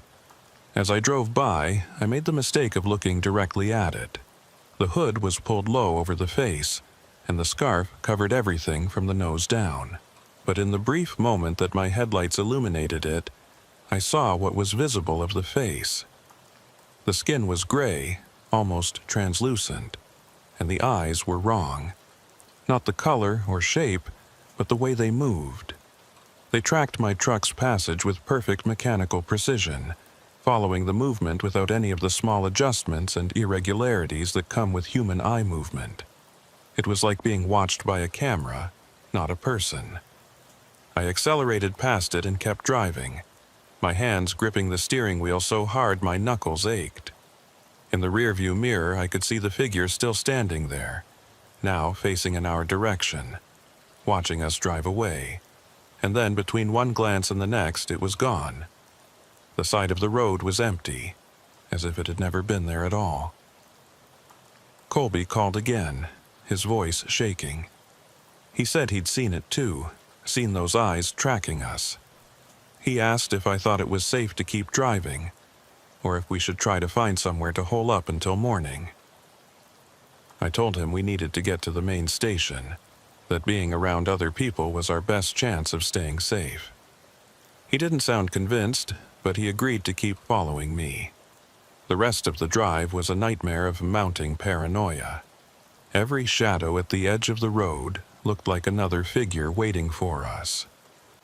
Every time the headlights caught the reflective eyes of an animal in the trees, I half expected it to be something else, something impossible, watching us pass. The radio stayed silent, but that almost made it worse. The silence felt loaded, pregnant with the potential for that voice to return at any moment. We made it to the main sector station just after 8 p.m. There were 3 other vehicles in the parking lot, officers working the evening shift. The building's lights were on, warm and welcoming against the darkness, and I felt some of the tension drain from my body as we pulled in and parked. Colby and I met at the entrance, and I could see he looked as shaken as I felt. We didn't say anything, just nodded to each other and went inside. Morrison was in his office working on paperwork. When he saw us, his expression shifted from mild surprise to concern. He asked what we were doing here, reminded us that we were supposed to be on administrative leave. I started to explain, to tell him about the notebook and the recordings and the figure on the road, but the words came out jumbled and incoherent. I realized I sounded crazy, like someone having a breakdown, and I forced myself to slow down and organize my thoughts. Morrison listened without interrupting, his expression neutral. When I finished, he asked if we had the notebook with us. Colby said it was in his vehicle, and Morrison told him to go get it. While Colby was outside, Morrison asked me if I'd been sleeping okay, if I'd been under unusual stress lately. Standard questions to determine if an officer was experiencing psychological problems. I told him I was fine, that what we'd experienced was real and documented, not some stress-induced hallucination. Colby returned with the notebook and handed it to Morrison. He flipped through it, reading entries at random, his expression giving nothing away. When he reached the final page with Webb's last entry, he closed the notebook and set it on his desk. He said he'd look into it, that he'd contact former Agent Webb if possible, and try to verify the information. In the meantime, we should go home, get rest, and wait for further instructions. I tried to argue, to insist that this needed immediate attention, but Morrison cut me off. He said he understood our concerns, but there were proper procedures for this kind of thing. Making hasty decisions based on incomplete information would only make the situation worse. He promised he'd take our report seriously and conduct a thorough investigation. We just needed to trust the process. It was a polite dismissal, and we both knew it. Morrison was doing what any supervisor would do when faced with officers claiming to have encountered something impossible. Document everything, promise action, and quietly arrange for psychological evaluations. He didn't believe us. How could he? We barely believed it ourselves. We left the station and walked back to our vehicles. The parking lot was well lit and felt safe, but I couldn't shake the feeling that we were being watched from the darkness beyond the lights. Colby said he was going to drive home and try to get some sleep, though we both knew that wasn't likely to happen. I told him to call me if anything unusual happened, and he promised he would. I sat in my truck for a few minutes before starting the engine, trying to process everything that had happened. Webb's notebook, the corrupted recordings, the voice on the radio that knew personal details about our lives, the figure on the road with those mechanical eyes. It all pointed to something beyond normal explanation. Something that existed in the spaces between what we understood and what we feared. My phone rang. It was Sarah, asking where I was and when I'd be home. I told her I was on my way, that I'd be there in about 40 minutes. She said Emma had been asking about me, wondering when we could go ice skating like I'd promised. I felt a pang of guilt mixed with fear. That promise, the one the voice had mentioned. How did it know? How could something that existed in the frozen wilderness have access to the private conversations that happened in my home? I drove home through the darkness, checking my mirrors constantly, jumping at every set of headlights that appeared behind me. The radio stayed silent, which should have been comforting but instead felt ominous, like a predator going quiet before it strikes. I made it home without incident and found Sarah and Emma in the living room watching TV together. Everything was normal, peaceful, exactly as it should be. I kissed them both and tried to push down the fear that was churning in my stomach. I wanted to tell Sarah what was happening, to warn her that something was wrong, but I couldn't find the words. What was I supposed to say? That invisible stalkers were leaving footprints in the snow? That voices on the radio knew our family's secrets? She'd think I was losing my mind, and maybe I was. I went upstairs to shower and change, trying to wash away the feeling of being watched and followed. When I looked at myself in the mirror, I barely recognized the person staring back. There were dark circles under my eyes. My face was drawn and pale, and there was a haunted quality to my expression that reminded me of photographs I'd seen of soldiers returning from combat. This was what fear looked like when it got inside you and started eating away at everything you thought you knew. I was toweling off when I heard Emma scream. I ran downstairs in my bathrobe, my heart pounding, expecting to find an intruder or an accident.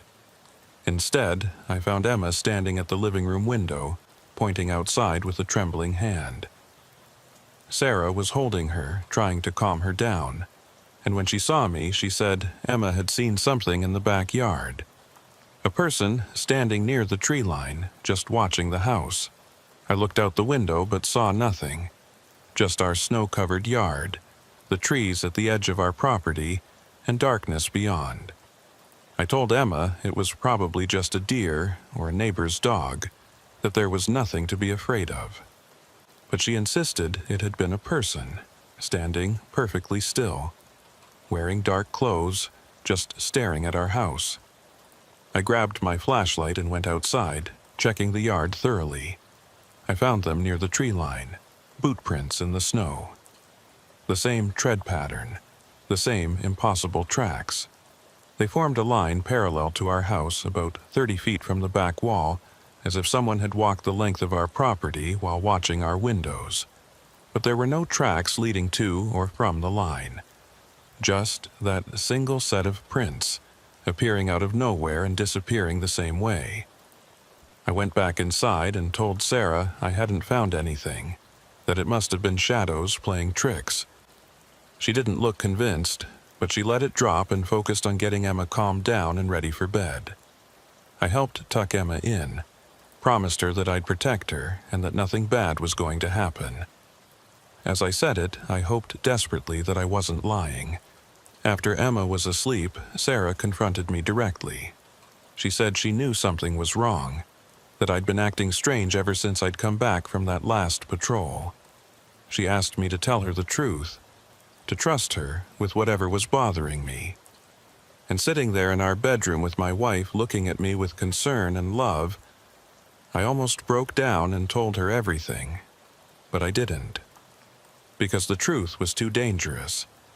If this thing, whatever it was, knew enough about me to mention my family by name, then telling Sarah about it might put her and Emma at even greater risk. The less they knew, the safer they'd be. At least that's what I told myself. Looking back, I'm not sure if that was protective instinct or cowardice. I told her I was dealing with some unusual situations at work, that there was an ongoing investigation I couldn't discuss, and that everything would be fine once it was resolved. She accepted this, though I could see the doubt in her eyes. She knew I was holding back, but she respected my need for space. She kissed me goodnight and turned off the light, and we lay there in the darkness listening to the old house settle around us. I didn't sleep that night. I lay awake listening to every sound, wondering if each creak and groan was the house settling or something else. Something that left impossible footprints and spoke with a voice that knew too much. And somewhere in the darkest hours of the night, I accepted the truth that I'd been avoiding. This wasn't going to stop. Whatever was happening, whatever had driven Webb to abandon his career and disappear, it had chosen me and Colby as its next targets. And unless we found a way to understand it, to fight back against something that operated outside the rules of normal reality. It was going to destroy us just like it had destroyed him. The question was, how do you fight something that can be everywhere and nowhere at once? How do you protect yourself from something that knows your deepest secrets and can appear and disappear at will? I didn't have answers, but I knew that lying here in the darkness, waiting passively for whatever came next, wasn't an option. Tomorrow, I'd call Colby, and together we'd figure out what Webb had been investigating before he disappeared. We'd follow his research to wherever it led, even if that meant crossing boundaries we didn't understand into territory that maps didn't show, because the alternative was to run, to abandon everything and disappear like Webb had done. And I wasn't ready to give up my life, my family, my sense of reality without fighting back. Not yet. The call from Colby came at 6 a.m. I hadn't slept at all. Just lay in bed staring at the ceiling and listening to the sounds of my family breathing in the rooms around me. When the phone buzzed, I grabbed it before the second ring, not wanting to wake Sarah or Emma. Colby's voice was tight, controlled in a way that told me he was barely holding himself together. He said he'd found something in Webb's notebook, a location mentioned in one of the later entries. A place Webb had been planning to investigate before he disappeared. Colby thought we should check it out, and he wanted to go today, right now, before we lost our nerve, or Morrison decided to pull us from active duty permanently. I should have said no, should have told him we needed to wait, to think this through, to bring in backup or at least tell someone where we were going. But I knew that wasn't going to happen. Whatever we were dealing with, it had already shown us that official channels weren't equipped to handle it. Morrison didn't believe us. The agency would classify this as a psychological issue and send us for evaluation. And in the meantime, the footprints would keep appearing, the voice would keep speaking, and eventually, whatever happened to Webb would happen to us. I told Colby I'd meet him at the sector station in an hour. I got dressed quietly, trying not to disturb Sarah, but she woke up anyway. She asked where I was going so early, and I told her the truth, or at least part of it. I said I was following up on the investigation, that there was a location Colby and I needed to check out. She didn't look happy, but she didn't try to stop me either. She just made me promise I'd be careful and that I'd call her by noon to let her know I was okay. I promised, kissed her goodbye, and left before I could second-guess the decision. The drive to the station took me through a world that was just starting to wake up. The sky was that deep blue-gray that comes before sunrise, and the streetlights were still on, casting pools of orange light across snow-covered roads. Everything looked normal, peaceful, like any other winter morning. But I couldn't shake the feeling that I was driving towards something that would fundamentally change my understanding of reality. That once I crossed this particular threshold, there would be no going back to the comfortable certainty of a world that made sense. Colby was waiting in the parking lot when I arrived, sitting in his patrol vehicle with the engine running. He'd brought copies of Webb's notebook entries, printed out and organized in chronological order. When I climbed into the passenger seat, he handed me the stack of papers and pointed to one entry in particular. It was dated 3 weeks before Webb's disappearance, written in handwriting that was starting to show signs of stress but was still mostly legible. The entry described a location about 40 miles north of our sector, deep in the wilderness area that straddled the border. Webb had found references to it in old border patrol records from the 1970s, back when the sector boundaries were different, and patrol routes covered areas that were now considered too remote to monitor regularly. The location was listed as a former checkpoint, decommissioned in 1981 after repeated equipment failures and personnel complaints. Webb had written that he suspected this abandoned checkpoint might be significant, that the pattern of footprint sightings seemed to converge on coordinates that were very close to where the old building should be located. I asked Colby if he knew anything about decommissioned checkpoints in the northern sector. He said he'd heard rumors, stories that got passed around among the older officers.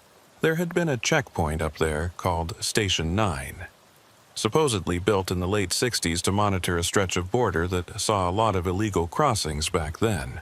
But the station had a reputation for being unlucky.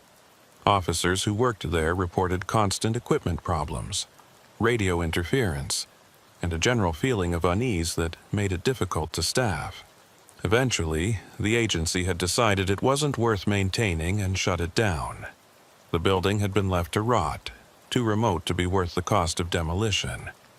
Colby said he'd tried to find official records about Station 9's exact location, but most of the old files had been lost or destroyed during a records purge in the 90s.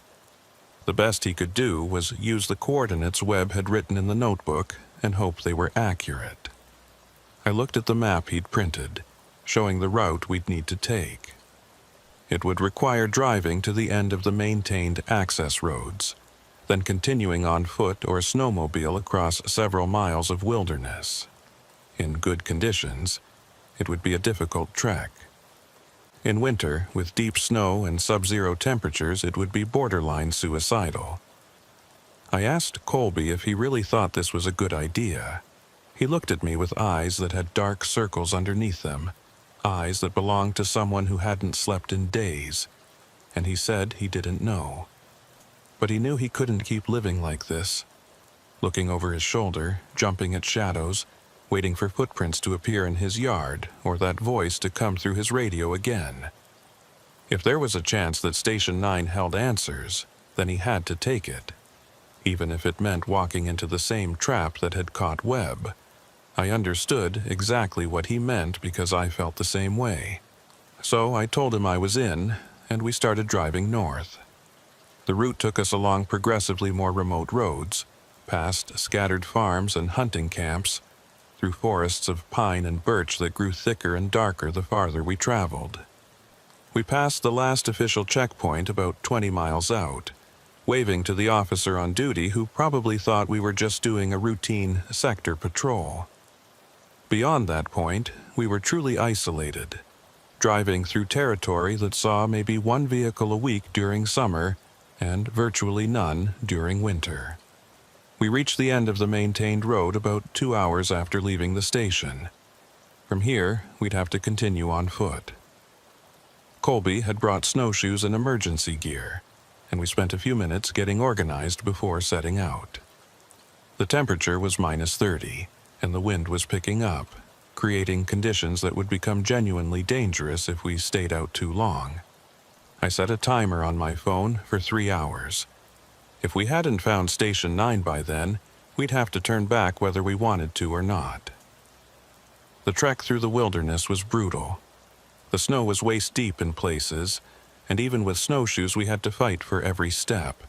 The forest around us was absolutely silent except for the sound of our breathing and the crunch of snow under our feet.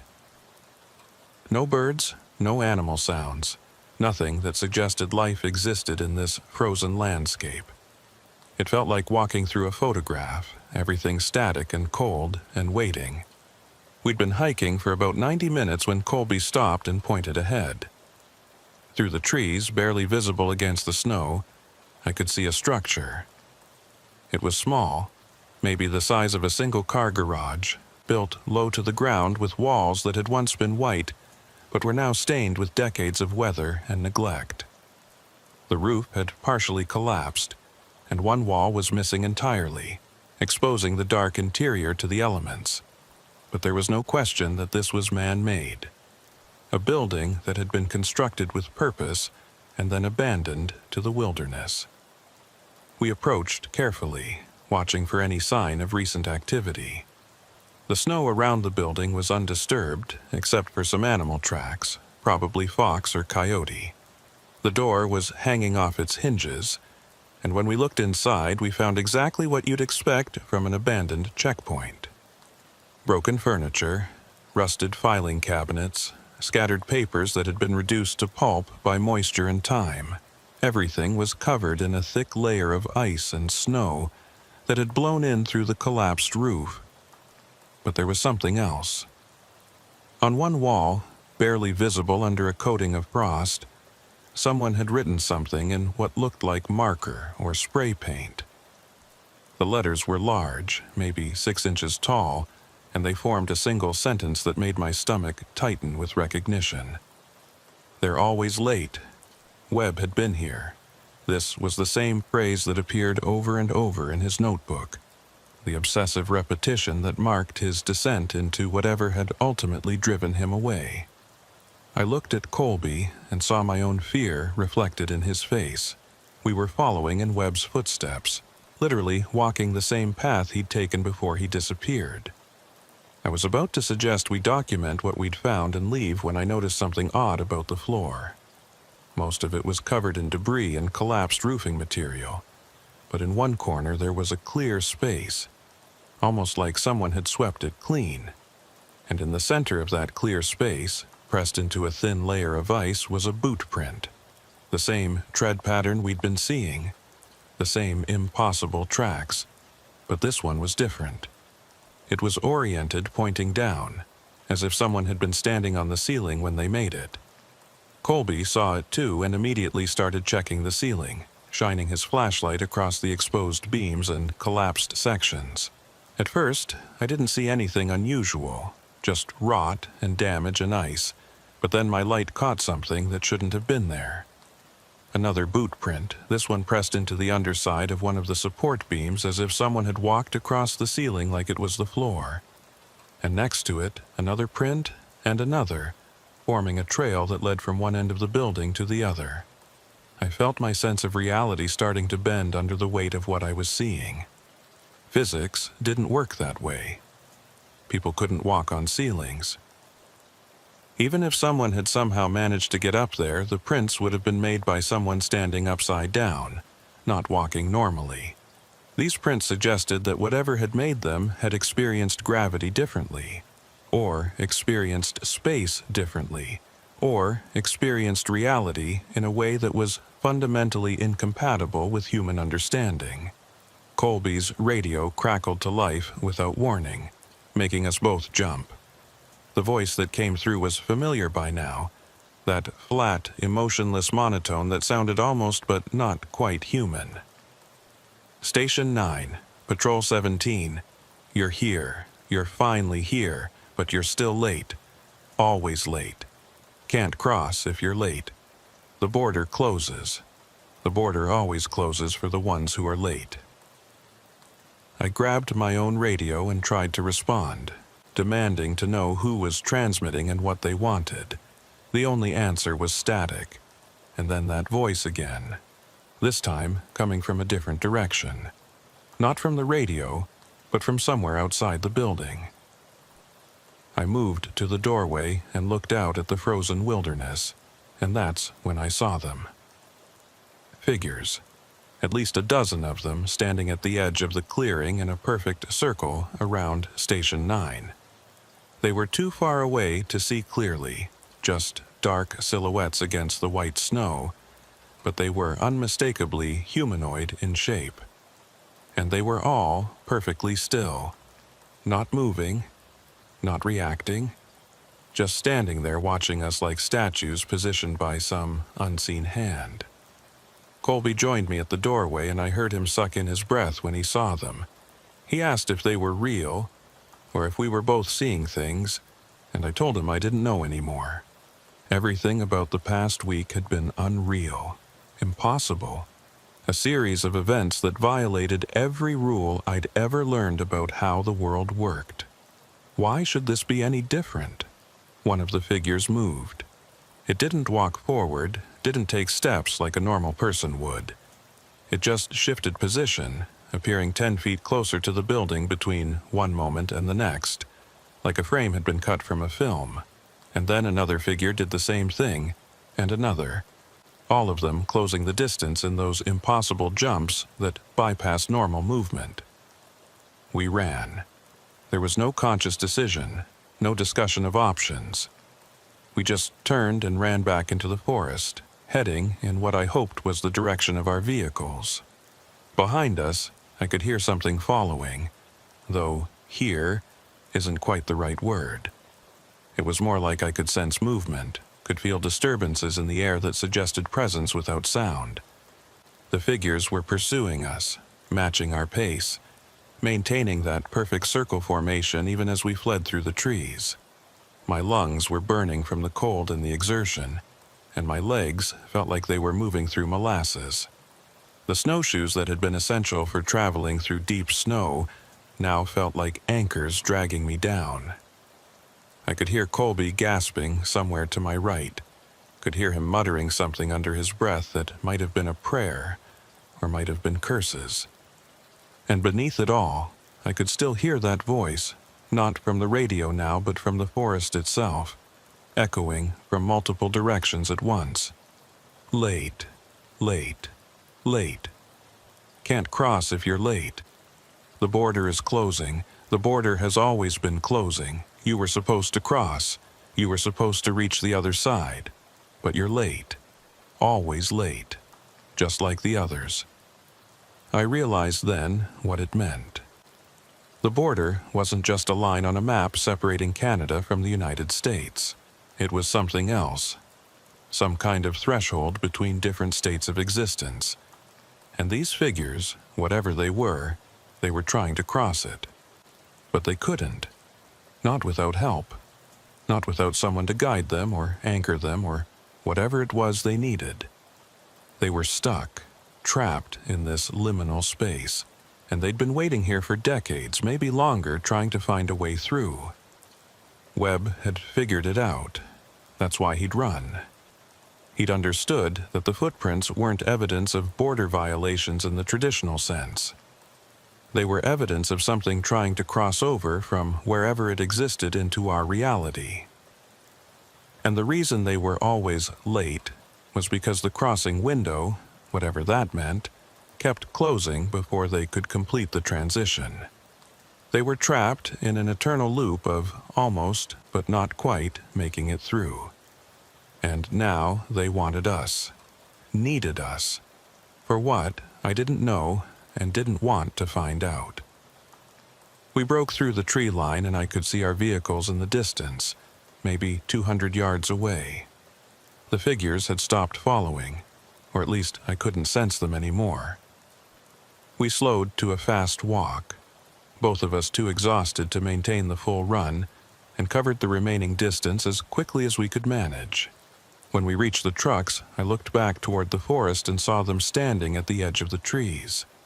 Still in that perfect circle formation, still watching us, still waiting for something I couldn't begin to understand. Colby and I got into our vehicles and started the engines without speaking. There were no words adequate to describe what we'd just experienced. We drove away from that place as fast as the icy roads would allow, putting distance between ourselves and Station 9, between ourselves and those waiting figures, between ourselves and whatever truth Webb had discovered before he decided that running was the only sane option. We made it back to the main sector station just after noon. Morrison was there, and when he saw us, he immediately knew something was wrong. We must have looked like disaster survivors, pale and shaking and unable to make eye contact. He brought us into his office and demanded an explanation, and this time I told him everything. Every detail, every impossible thing we'd witnessed, holding nothing back because I was past the point of caring whether he believed us or thought we were insane. To my surprise, Morrison didn't dismiss us. He listened to the entire account, his expression growing more troubled as we described Station 9 and the figures and that voice repeating its endless message about being late. When we finished, he was quiet for a long moment, and then he said something I didn't expect. Webb tried to tell me too, right before he left. I thought he was having a breakdown. I suggested he take leave, get some counseling. He looked at me like I was the crazy one, and then he submitted his resignation the next day. I should have listened to him. Morrison said he'd been going through old sector records, trying to find information about the unusual incidents we'd been reporting. He'd found files dating back to the 70s and 80s that documented similar events. Officers reporting footprints that appeared and disappeared without explanation. Equipment failures at specific locations. Radio transmissions on frequencies that shouldn't exist. And personnel complaints, dozens of them, all describing the same general experience. A feeling of being watched. Voices in the static. The sense that something was trying to communicate but couldn't quite make itself understood. The agency had investigated back then, brought in technical experts and even some people from universities who specialized in unexplained phenomena. Their conclusion had been inconclusive, which is bureaucrats speak for, we have no idea what's happening. The recommendation had been to avoid the affected areas, to decommission the problematic checkpoints, and to focus patrol efforts on sectors where the equipment worked reliably. It was easier to move the problem than to solve it. Morrison said he was going to forward our reports to regional headquarters, along with the historical documentation he'd found. He couldn't promise anything would come of it, but at least there would be an official record. In the meantime, he was pulling us from active patrol duty indefinitely, not as punishment, but for our own safety. Whatever was happening in Sector 7 West, it was beyond the scope of normal border enforcement. We'd done our jobs, documented what we'd found, and now it was time to step back and let others figure out what to do with the information. I asked him if he believed us, if he thought what we'd experienced was real. Morrison looked at me with eyes that had seen too much in his 20 years with the agency, and he said he didn't know what he believed, but he knew that something was happening out there, something that had been happening for a long time, and that pretending it didn't exist wouldn't make it go away. That was as close to validation as we were going to get. Colby and I left the station that afternoon with our equipment turned in and orders to take administrative leave for at least a week. We were supposed to rest, recover, and try to process what we'd been through. As if sleep and time could erase the memory of those figures standing in their perfect circle, watching us with eyes that didn't quite track like human eyes should. I drove home in a daze, barely aware of the road or the other vehicles around me. My phone rang twice, Sarah calling to check on me, but I couldn't bring myself to answer. What would I tell her? That I'd been fired from active duty because I'd encountered something that shouldn't exist. That I'd followed in the footsteps of an officer who'd seen the same impossibilities and decided the only rational response was to disappear. When I finally pulled into my driveway, I sat in the truck for several minutes, trying to gather the strength to go inside and pretend everything was normal. That's when I noticed the tracks in my front yard. Boot prints, leading from the street to my front door, then back to the street and disappearing. The same tread pattern, the same impossible presence. I got out of the truck and examined the tracks more closely. They were fresh, made within the past few hours judging by how well defined they were. Someone or something had walked up to my house, stood at the front door for an unknown period of time, and then left. The spacing of the prints suggested they'd been standing still for a while, just waiting there on my front porch, watching my house. I checked the door and found it locked, no signs of forced entry. The security system I'd installed last year showed no alerts. Whatever had been here, it hadn't tried to get inside. It had just wanted me to know it had been here. Another message, another reminder that I was being watched, that there was no escape from this no matter how far I drove or how many doors I locked behind me. Sarah met me at the door, relief evident on her face. She said she'd been worried when I didn't answer her calls, and I apologized, told her my phone had been acting up. She accepted this, though I could see she didn't quite believe it. She asked how the investigation had gone, and I told her it was over, that I'd been put on leave while the agency reviewed some unusual findings. Another partial truth, another way of avoiding the conversation we really needed to have. That night, after Emma was asleep and Sarah had gone to bed, I sat in the living room with all the lights off, watching the street through the front window. I was waiting for something, though I wasn't sure what. The figures to appear in my yard? The voice to start broadcasting through my home electronics? The footprints to resume their endless march through the snow? Around 3 in the morning, my phone buzzed with a text message from Colby. "Can't sleep. Keep seeing them. Are they still there, do you think? At Station 9? Still waiting?" I texted back. "I don't know. Maybe they're everywhere. Maybe they've always been everywhere." His response came immediately. "Webb had the right idea. Maybe we should do the same. Just leave. Start over somewhere else. Somewhere they can't find us." I thought about it. Really thought about packing up my family and running. Moving to some distant city where the wilderness didn't press in quite so close, and the borders were just lines on maps instead of thresholds to somewhere else. But I knew it wouldn't matter. The tracks had appeared at my house, in my yard. They knew where I lived. Whatever connection had been established between us and them, it wasn't bound by geography.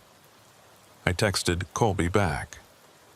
Running didn't help Webb. He's still gone. We don't even know if he's alive, or if he ended up crossing whatever border they wanted him to cross. No response. I sat there for another hour watching the empty street, and then I went upstairs to bed. Sarah was asleep, and I lay down next to her, staring at the ceiling in the darkness. Tomorrow, I'd have to figure out what came next. Tomorrow, I'd have to decide if I could keep living in this house, in this sector, knowing what I knew. Tomorrow, I'd have to find a way to explain to my daughter why her father jumped at shadows and couldn't promise her that everything would be okay. But tonight, I just lay there listening to my family breathe, treasuring the sound of ordinary human life, and trying not to think about the figures standing in the forest. Still waiting. Still trying to cross. Still repeating their endless message about being late. I must have dozed off eventually because I woke to the sound of my phone alarm at 7 a.m. Sarah was already up. I could hear her downstairs making breakfast. Everything was normal. Another day beginning like any other. Except that when I looked out of the bedroom window, I saw new tracks in the snow. A circle around the entire house this time. Perfect and complete. As if something had spent the night walking a perimeter around us while we slept. I got dressed and went downstairs, kissed Sarah and Emma, poured coffee, and pretended everything was fine. Sarah mentioned that the news was talking about unusual weather patterns in the northern sectors, radio interference affecting emergency services, and some reports of strange lights in the wilderness. She asked if any of that was related to what I'd been investigating, and I told her I didn't know. Another lie. Another small betrayal of the trust between us. My phone rang. It was Morrison, calling to tell me that he'd submitted all the reports to regional headquarters and that they were taking the situation seriously. A team was being assembled to investigate Station 9 and the other locations where unusual activity had been reported. He wanted to know if I'd be willing to brief them when they arrived, to share my first-hand account of what we'd encountered. I told him yes, even though the thought of going through it all again made my stomach churn.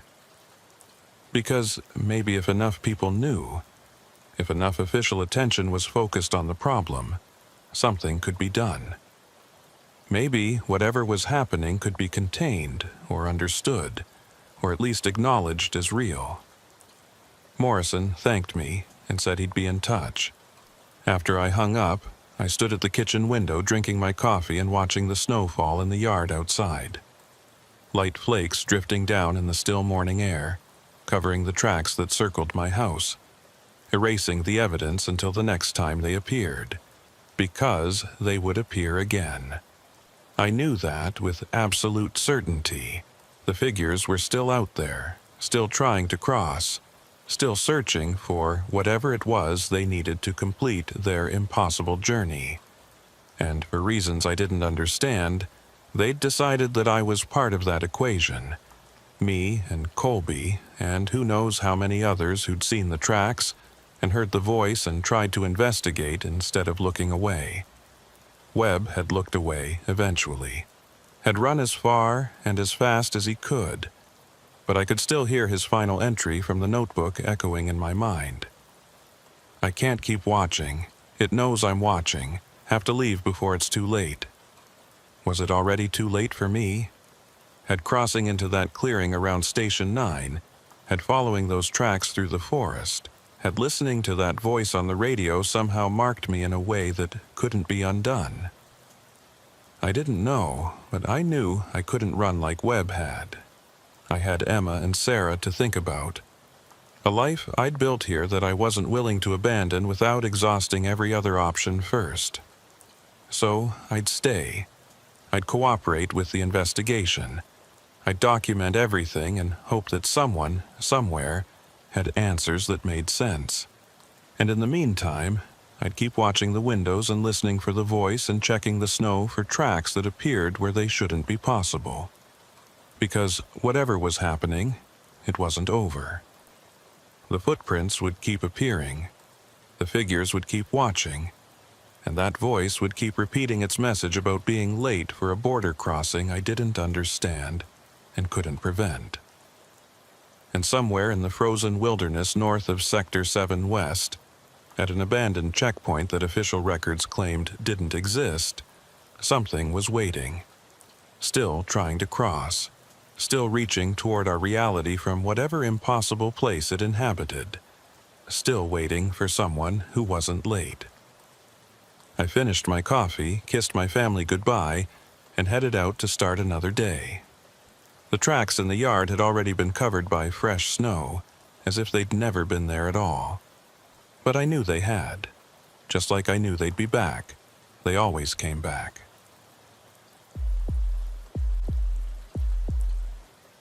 My name is Rennick Harwood, and I've been working as a border specialist for the Canadian Border Services Agency for 9 years now. Most people don't really understand what that title means, and to be honest, it sounds more impressive than it actually is. Basically, I'm the guy they call when something unusual happens at one of the remote crossing points in the Saskatchewan-Montana sector. Could be a vehicle that's triggered multiple security alerts. Could be suspicious movement picked up by our surveillance cameras. Could be anything that falls outside of normal patrol procedures. I spend most of my time driving through empty prairie and dealing with situations that turn out to be nothing more than equipment malfunctions or lost hunters who cross the border by accident. The winter we're talking about was particularly brutal. We'd been hammered by storm after storm, each one dumping another foot or two of snow on top of what was already there. And the temperatures had been sitting around minus 30 Celsius for going on 3 weeks straight. The kind of cold that makes your truck complain when you start it, that freezes your breath into ice crystals before it even leaves your mouth. Most of the smaller crossing points in my sector had been temporarily shut down because keeping them operational in these conditions was nearly impossible, which meant the few crossings that remained open were seeing heavier traffic than usual and consequently more problems. I'd been working doubles all week, covering for a colleague who'd come down with pneumonia. By Thursday night, I was bone tired and counting the minutes until I could go home, take a hot shower, and sleep for about 12 hours. I was maybe 20 minutes from calling it when dispatch radioed with something that immediately got my attention. One of our automated monitoring stations, Camera 12, was showing unusual thermal activity about 3 miles inside Canadian territory. The signature suggested a structure giving off heat, which wouldn't normally be remarkable, except that according to our maps, there weren't supposed to be any structures in that location at all. The voice on the radio belonged to Bria Kincross, one of the senior analysts working the night shift at Regional Coordination. Bria was not the type to get excited about nothing, which made the edge of concern in her voice stand out. She told me the thermal signature had appeared suddenly about 40 minutes earlier, showing up on the monitoring system like someone had flipped a switch. One moment, there was nothing but frozen wilderness registering on infrared.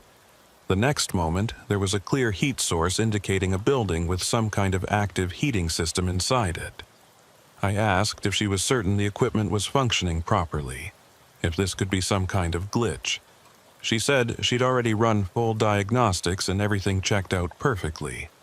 The signature was real, and whatever was producing it was substantial enough to register clearly from 3 miles away.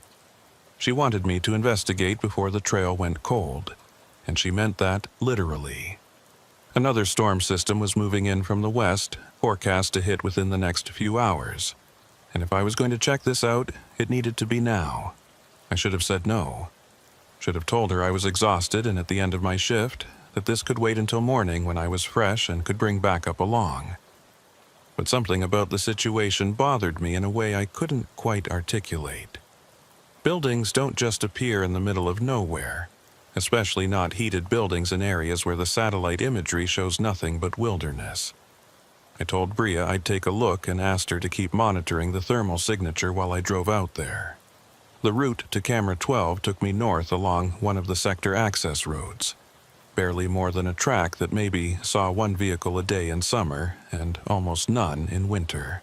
My headlights cut through darkness so complete it felt like driving through a void, illuminating nothing but snow-covered prairie that stretched away flat and featureless in every direction. The wind was picking up, driving loose snow across the road in patterns that looked like ghostly serpents racing through my headlight beams. I could see the storm clouds building on the western horizon, a solid black wall that was steadily eating the stars. I reached Camera 12 about 30 minutes after leaving the main checkpoint. The station itself was just a pole-mounted camera and sensor array surrounded by a small cleared area. I pulled up next to it and checked my laptop, bringing up the feed from the thermal imaging system. The heat signature was still there, showing up as a bright orange-red spot against the blue-purple coldness of the frozen landscape. According to the GPS coordinates, it was located roughly 2.5 miles to the northeast, theoretically accessible by what the maps showed as an old logging road that hadn't seen maintenance in probably a decade. I radioed Bria to confirm I was in position. She told me the signature hadn't changed since I started driving, still showing the same intensity and approximate size. I asked if there was any possibility this could be a group of people, maybe ice fishermen or hunters who'd set up a temporary shelter with a portable heater. She said the thermal profile didn't match that pattern. It looked more like a permanent structure with a consistent heat source, probably wood burning based on the temperature fluctuations she was observing on her end. The logging road was barely visible under the accumulated snow, but I could make out the general direction it followed through a stand of dense pine trees. I engaged four-wheel drive and started following it, moving slowly to avoid getting stuck in the deeper drifts. The trees closed in on both sides, their branches weighted down with the snow, creating a tunnel effect that made the darkness feel even more oppressive. My headlights bounced off all that whiteness, creating a glare that made it hard to see much beyond 20 or 30 feet ahead. I'd been driving maybe 10 minutes when I saw it through the trees. A cabin, small and low to the ground, with what looked like firelight flickering in a window. Smoke was rising from a stone chimney, the gray column barely visible against the night sky. My initial reaction was relief mixed with satisfaction. This was going to turn out to be exactly what it appeared to be. Just someone's hunting cabin that wasn't on our updated maps, probably being used by the owner during the season. Simple explanation, easy to resolve with a quick check to confirm they weren't engaged in any illegal border activity. But as I got closer, something about the scene started to feel wrong in ways I couldn't immediately articulate. The cabin looked old, genuinely old, with walls constructed from rough-cut logs that had weathered to a dark gray-brown that spoke of many decades of exposure to the elements. The roof was covered in snow, but I could see patches where the wooden shingles had rotted away completely. One of the window shutters was hanging at an odd angle, held on by what looked like a single rusted hinge. This wasn't an actively maintained hunting cabin. This was a structure that had been abandoned and left to the wilderness. So, why was there firelight visible through the window? Why was smoke rising from the chimney? I parked my truck about 50 yards from the cabin and sat there for a minute, studying the building and trying to decide on my approach. Normal protocol would require calling for backup before investigating an unknown structure. But given the incoming storm and the fact that backup was at least 45 minutes away even in good conditions, I decided to do a preliminary check on my own. I grabbed my heavy-duty flashlight, verified my radio was functioning, and stepped out into the brutal cold. The wind hit me like a physical force, cutting through my insulated gear with cold that seemed to penetrate straight to the bone. I could hear it moaning through the pine trees, creating this low sound that was almost like voices murmuring just below the threshold of clear comprehension. I made my way toward the cabin, my boots breaking through snow that was knee-deep in places, and as I got closer I started noticing more details that deepened my sense that something here was fundamentally wrong. The smoke coming from the chimney was real enough. I could smell it clearly now, that distinctive scent of burning pine or spruce. But the window that had appeared to glow with firelight was darker now, or at least dimmer. There was still a faint illumination behind it, but it was weak and flickering, more like candlelight than the steady glow of a lamp or electric bulb. And the snow around the cabin, that's what really made my scalp prickle with unease. There should have been tracks, footprints leading to and from the door, tire marks from a vehicle, some indication of how whoever was inside had gotten here and when. But the snow surrounding the structure was completely pristine, unmarked except by my own approaching footprints. Smooth and undisturbed, as if no one had come near this building in days, or possibly weeks. I reached the door and knocked firmly, calling out my identification. "Border Services Agency, if anyone's inside, please make yourself known." My voice sounded thin and inadequate against the wind and the vast silence of the winter forest. There was no response from inside the cabin.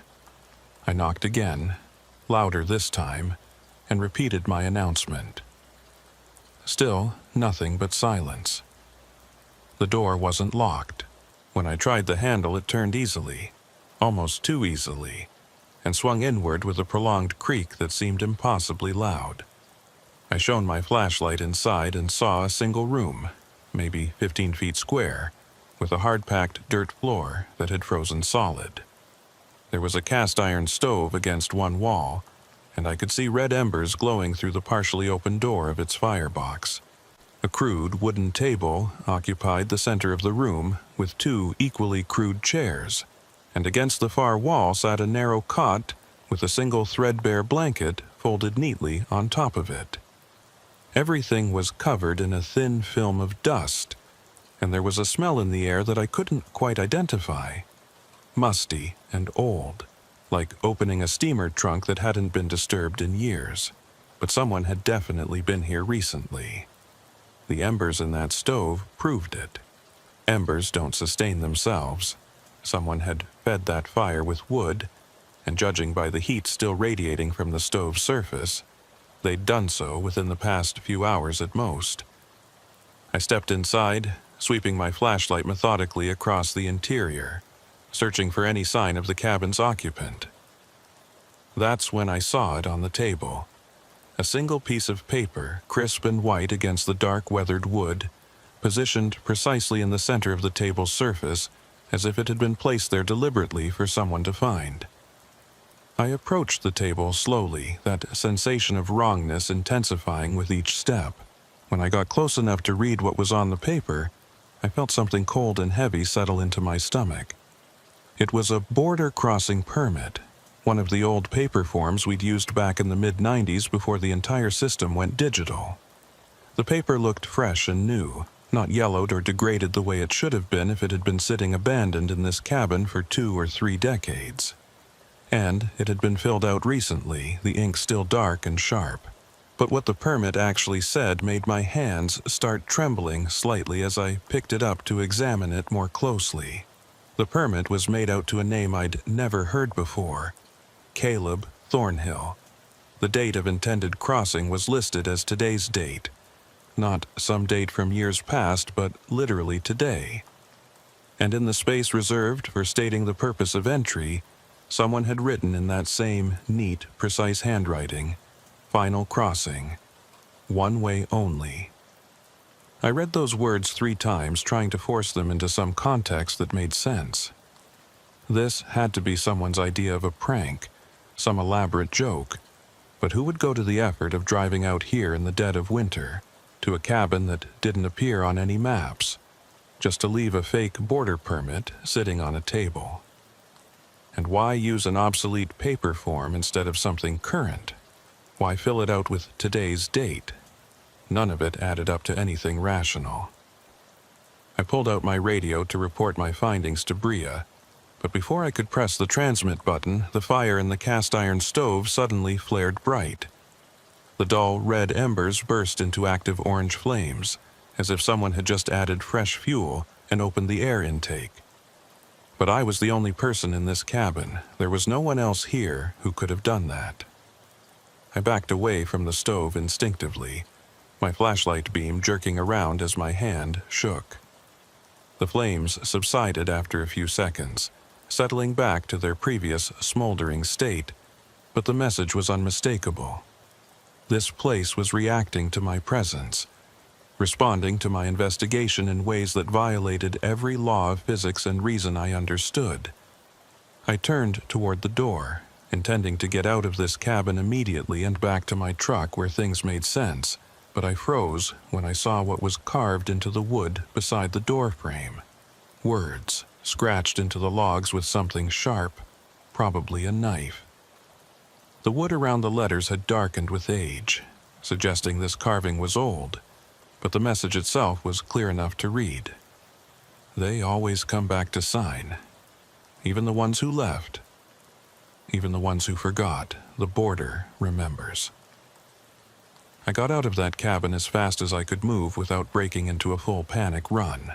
The frigid air outside hit my face like a blessing after the oppressive atmosphere inside, and I half stumbled through the snow back toward my truck, my breathing coming in harsh gasps that had nothing to do with physical exertion and everything to do with fear.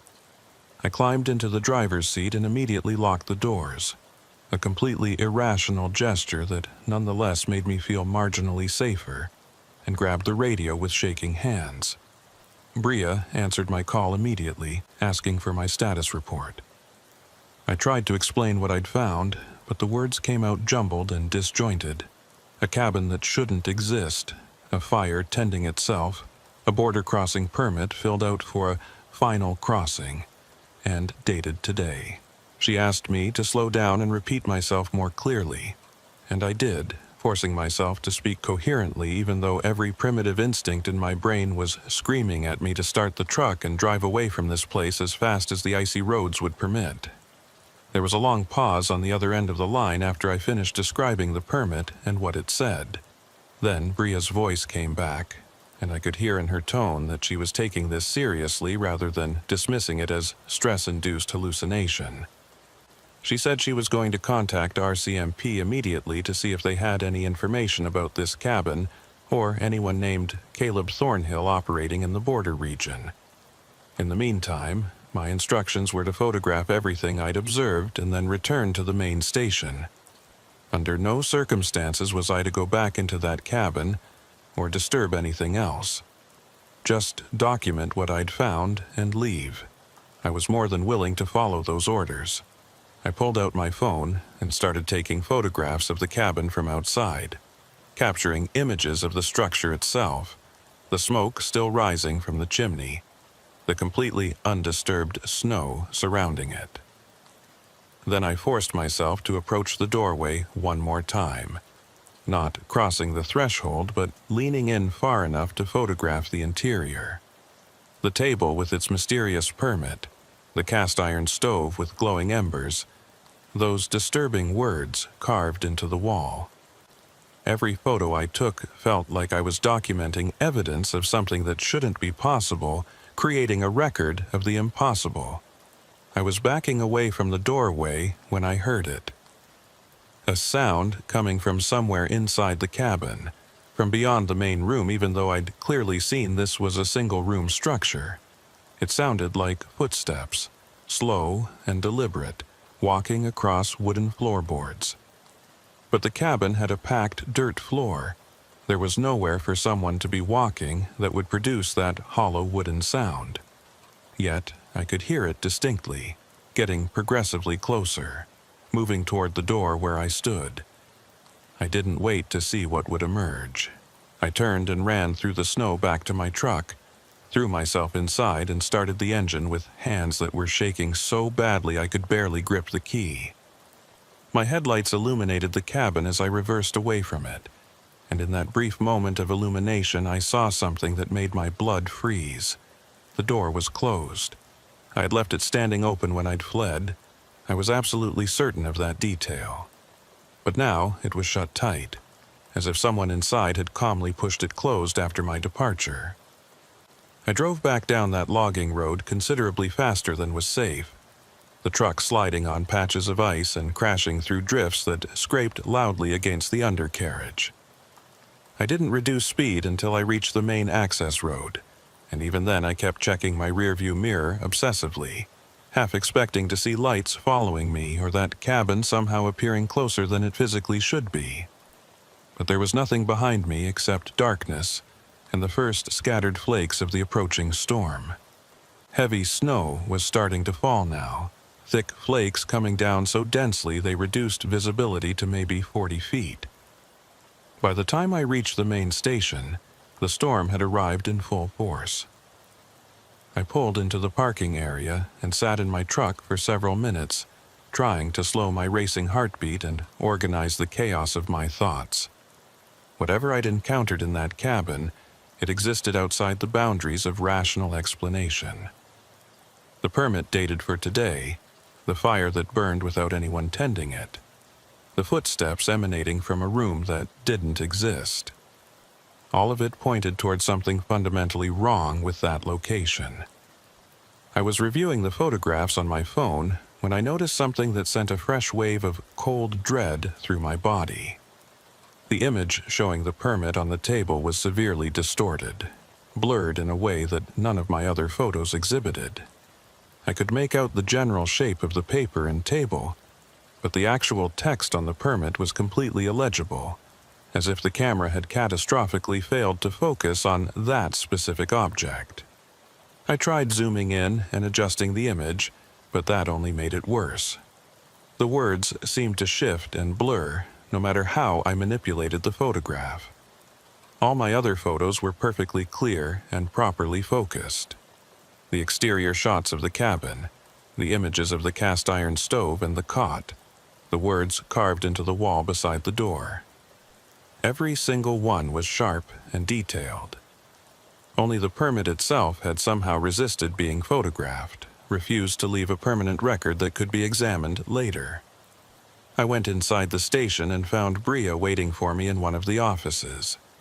She'd set up her laptop connected to multiple monitors displaying various data feeds and surveillance camera outputs. When she saw me, she immediately asked if I was all right, and I realized I must have looked fairly shaken. I told her I was fine, just cold and exhausted, and asked whether she'd heard back from RCMP yet. She said she'd made contact with their regional detachment and spoken with a liaison officer named Ezra Maddox. He was apparently familiar with the general area where I'd found the cabin and said he'd be very interested in reviewing my report and photographs. Bria had already transmitted the preliminary information to him, and he was planning to drive over first thing tomorrow morning to discuss the situation in person. She asked if I'd be available to brief him directly, and I said yes, though part of me wanted nothing more than to forget this entire night had ever happened. We spent the next 90 minutes going through everything I documented in meticulous detail. Bria pulled up satellite imagery of the area where the cabin was supposedly located, and we both stared at the screen in mounting confusion. The satellite photos, some of them less than 6 months old, showed nothing but unbroken forest at those exact coordinates. No clearing, no structure, no indication whatsoever that anything man-made existed at that location. I insisted I'd been there, that I'd seen and entered the cabin with my own eyes, and Bria believed me. But the complete absence of corroborating physical evidence was raising questions that neither of us had any way to answer. She asked about the name on the permit, this Caleb Thornhill, and I told her honestly that I'd never encountered it before in any context. She ran it through every database we had access to, searching for any record of someone by that name crossing the border, or having any documented interaction with border services. The searches returned nothing. As far as our comprehensive systems were concerned, Caleb Thornhill simply didn't exist. No border crossing records, no visa applications, no record of entry to or exit from Canada. The name might as well have been invented. But someone had written that name on the permit. Someone had filled out that obsolete form with today's date and that cryptic notation about a final crossing, one way only. Someone had placed it precisely in the center of that table for me to discover. The question that kept circling through my mind was who, and more importantly, why. Bria finally suggested I should go home and get some rest, that we could continue investigating in the morning once Ezra Maddox arrived and we had access to more resources. I agreed, gathered my things, and headed out into the storm. The drive home was agonizingly slow, with visibility reduced to almost nothing by the heavy snowfall. I kept my speed down and concentrated on the road, trying very hard not to think about the cabin or the permit or those impossible footsteps I'd heard approaching from nowhere. I made it home around 1 in the morning and found my wife already asleep. I tried to move quietly through the house, not wanting to wake her and have to explain where I'd been or what I'd experienced. I stood in the shower for probably 20 minutes, letting scalding water beat down on me, trying to wash away the bone-deep cold that seemed to have taken up permanent residence in my body. But no matter how long I stood there under that hot stream, I couldn't shake the pervasive feeling that something had followed me home from that cabin. Some presence or awareness that had attached itself to me the moment I'd picked up that permit and read those impossible words. I eventually gave up on the idea of sleep around 4 a.m. and went downstairs to make strong coffee. Sitting at my kitchen table and drinking it, I pulled out my phone and looked at the photographs again. The cabin was there in perfect detail, looking exactly as I remembered it. Weathered and ancient, but somehow still standing, smoke rising from its chimney into the winter darkness. And there on the wall, clearly visible in one of my close-up shots, were those carved words that made my skin crawl. They always come back to sign, even the ones who left, even the ones who forgot. The border remembers. What border was it referring to? The international boundary between Canada and the United States was just an arbitrary line on a map, a legal fiction with no inherent meaning beyond what we collectively agreed to assign it.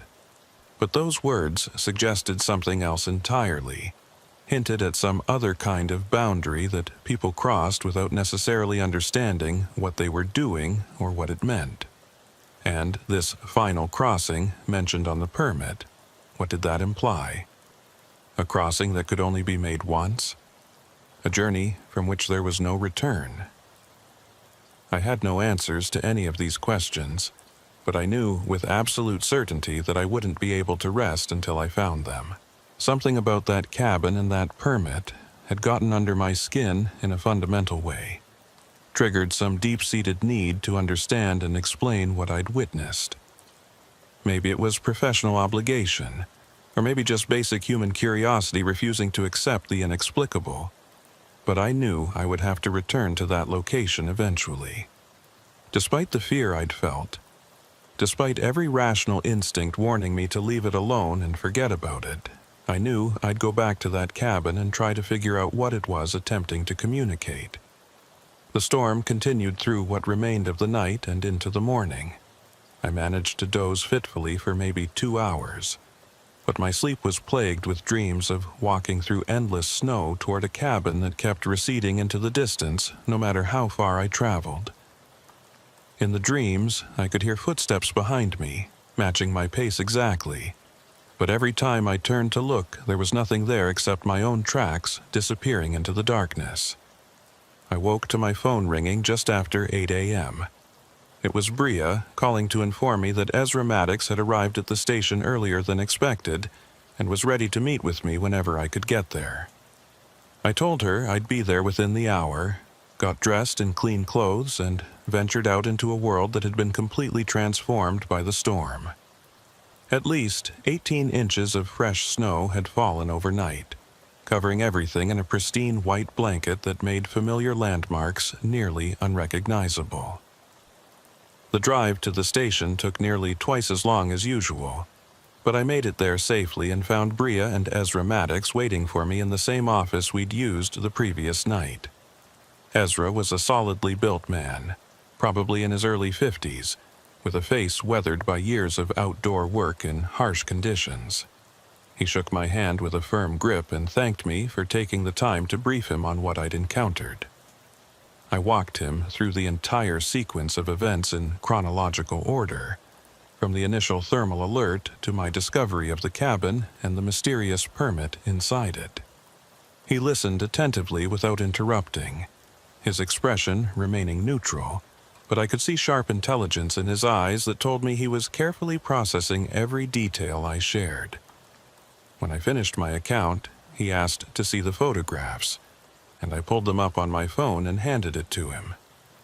He spent several minutes scrolling through the images methodically, zooming in on specific details, and his expression grew progressively more troubled as he examined each photo.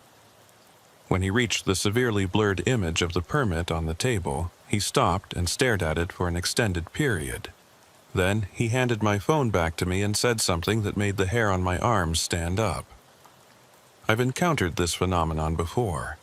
Not this specific cabin, but others remarkably similar to it.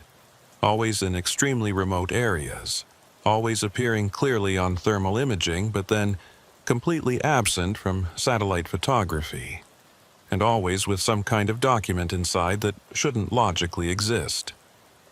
He paused, seeming to choose his next words very carefully.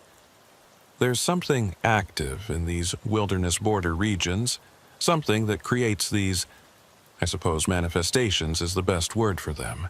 We don't understand what it is or what purpose it serves, but it's been occurring for as long as we've had the technology to monitor these areas properly. Bria asked him to clarify what he meant by manifestations, and Ezra explained that over the past 15 years or so, RCMP had compiled numerous reports from various officers and border agents describing experiences very similar to mine. Structures that appeared and then vanished.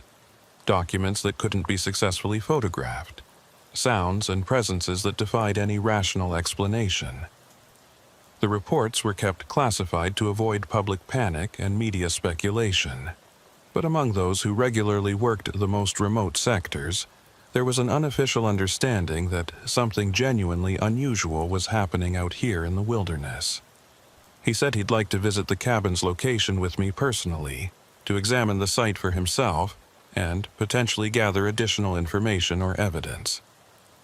The storm had passed during the early morning hours and the weather was clearing nicely, so if I was willing to guide him there, we could make the trip this afternoon while conditions were good. I agreed immediately, though a significant part of my mind was insisting loudly that returning to that cabin was potentially the worst idea anyone had ever had. But I needed to understand what this was all about, needed to find some rational framework for what I'd experienced. And having Ezra present, someone who seemed to have actual experience dealing with these bizarre situations, made the prospect marginally less terrifying. We set out around 2 in the afternoon, taking Ezra's RCMP vehicle, which was considerably better equipped for deep snow navigation than my standard truck. The route was identical to the one I'd followed the previous night, proceeding north along the access road to Camera Station 12 and then turning onto that old, overgrown logging road. But when we reached the precise location where I'd found the cabin, there was absolutely nothing there. Just dense pine forest and completely undisturbed snow. No clearing, no structure, no indication whatsoever that anything man-made had ever existed at these coordinates. I got out of the vehicle and walked to the exact spot where I was absolutely certain the cabin had stood, with Ezra following close behind me. The snow here was deep and completely unmarked except by our own fresh footprints. No tracks, no disturbances, nothing. I stood there staring at the empty forest, experiencing an uncomfortable mixture of relief and intense frustration. Relief that the impossible cabin was gone and I wouldn't have to face it again. Frustration that I had no tangible physical proof of what I'd experienced beyond those photographs. It was as if the whole encounter had been an elaborate hallucination. Except I had those images on my phone, and the vivid memory of that permit with its disturbing message. Ezra suggested we install some monitoring equipment in this immediate area, motion-activated cameras and thermal sensors that might capture useful evidence if the cabin manifested again. We spent the next several hours positioning and calibrating the gear, setting it up to comprehensively cover the coordinates where I'd found the structure. If anything appeared at this location again, we would have a detailed record of it. As we were finishing up and preparing to leave, Ezra mentioned the name from the permit, Caleb Thornhill. He said it sounded vaguely familiar to him, like he might have encountered it before in some context, but he couldn't recall where or when. He promised to thoroughly search RCMP historical records when he returned to his detachment, to see if there was any documented connection to that name in this region or any of the surrounding areas. We drove back to the station mostly in silence, both of us absorbed in our own thoughts about what all of this might mean. Before Ezra departed, he gave me his direct phone number and emphasized that I should call him immediately if I encountered anything else unusual or anomalous. He said these manifestations, or whatever they actually were, tended to be persistent once they'd made initial contact. Once you'd witnessed one, you became statistically much more likely to witness others. It was as if being exposed to the impossible somehow marked you, made you perceptible to whatever forces or intelligences were operating out here in the remote wilderness. I drove home that evening feeling somewhat better than I had the previous night. At least I wasn't completely alone in dealing with this anymore. At least there were other people who'd experienced similar phenomena and could validate that I wasn't simply losing my grip on reality. But as I pulled into my driveway and killed the engine, I saw something that made all that fragile reassurance evaporate instantly. There on my front porch, weighted down with a smooth river rock so it wouldn't blow away, was a piece of paper. I knew exactly what it was before I even climbed out of the truck. Another border crossing permit, another obsolete form that shouldn't exist anywhere. And when I walked up to the porch and picked it up with hands that were suddenly shaking, my worst fears were confirmed. This permit was made out to my own name, Rennick Harwood. The date listed was tomorrow's date. And in the space for stating purpose of entry, written in that same impossibly neat and precise handwriting, were those same 5 words that had haunted my thoughts since the previous night. Final crossing. One way only. I stood on my porch holding that paper, feeling the winter cold seep into my bones, and for the first time in my adult life I experienced genuine existential terror. This wasn't just about investigating anomalous phenomena anymore. This was personal. This was directed specifically at me. Whatever was creating these manifestations, whatever intelligence or force was behind the cabin and the permits, it knew who I was. It knew my name. and it had delivered a message directly to my home, to the threshold between my private life and the wider world. I went inside and immediately called Ezra. When he answered, I could hear the concern in his voice even before I explained why I was calling. I described finding the permit on my porch, the fact that it was made out to my name with tomorrow's date. There was a long silence on his end, and then he said something that made my stomach drop even further. "Rennick, I need you to listen to me very carefully. If a permit appears with your name on it, you need to understand that as an active warning. Whatever this phenomenon is, it's identified you as significant in some way. The date on that permit, tomorrow, that's not a prediction or a threat. It's more like an invitation, or possibly a deadline." He paused, and I could hear him taking a deep breath. "I'm going to drive back out there tonight. I want you to stay in your house, keep your doors locked, and under no circumstances should you go anywhere near that cabin location. Do you understand me?" I told him I understood, but I'm not sure I really did. An invitation to what? A deadline for what purpose? None of this made any rational sense, but at this point I'd moved far beyond expecting things to make sense. I just wanted this to stop. Wanted to wake up and find out this had all been an elaborate stress dream, brought on by too many double shifts and not enough sleep. My wife came home about an hour later and immediately noticed something was wrong. I'd never been good at hiding my emotions from her, and apparently I looked as disturbed as I felt. She asked what had happened, and for the first time I told her the truth. All of it. The cabin that appeared and disappeared, the permits with their cryptic messages, the fact that one had now shown up with my name on it, dated for tomorrow. I expected her to think I was having some kind of breakdown, but instead she just listened quietly and then held my hand across the kitchen table. She said she believed me, that she could see in my eyes that what I was describing was real, at least real in my experience of it.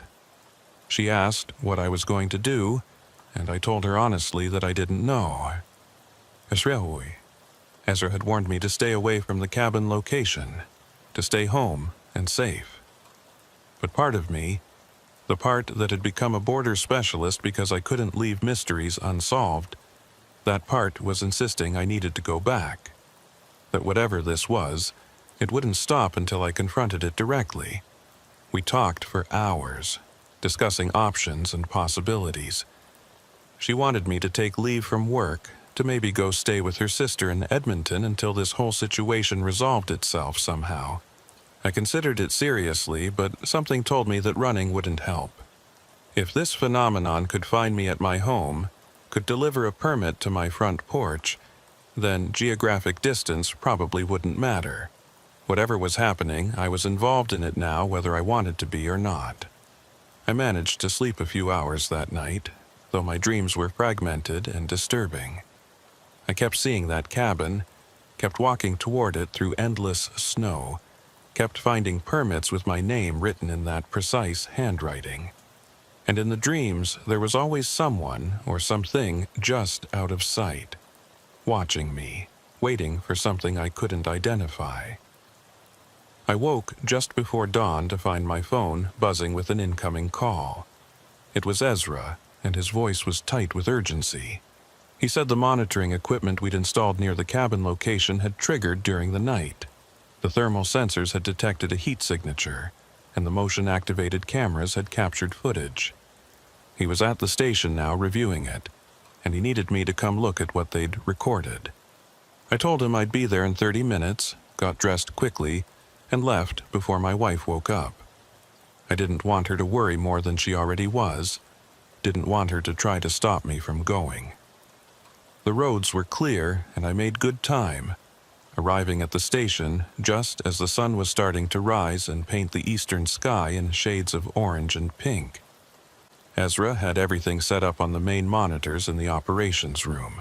He started the footage without preamble, and what I saw made my mouth go dry. The cameras had captured the cabin appearing, but not the way a normal building would appear. It didn't fade in gradually or materialize slowly. One frame showed empty forest, and the next frame showed the cabin fully present, as if someone had simply edited it into the scene. Smoke was rising from the chimney, and the same faint glow was visible through the window. The footage ran for about 40 minutes, showing the cabin sitting there in the darkness, completely static. Then, at timestamp 0347, something changed. The door opened. Not quickly, not violently, just a slow, steady opening as if someone inside was deliberately inviting observation. The camera angle didn't allow us to see what was inside, but we could see light spilling out from the doorway, brighter than the faint glow from the window. The door stayed open for approximately 30 seconds. Then it closed with the same deliberate slowness, and exactly 2 minutes later, the cabin simply vanished. Same as its appearance, there was no gradual fading. One frame showed it present, the next frame showed empty forest, as if it had never been there at all. Ezra replayed the footage several times, and we both studied it in silence. Finally, I asked him what he thought it meant, the door opening like that.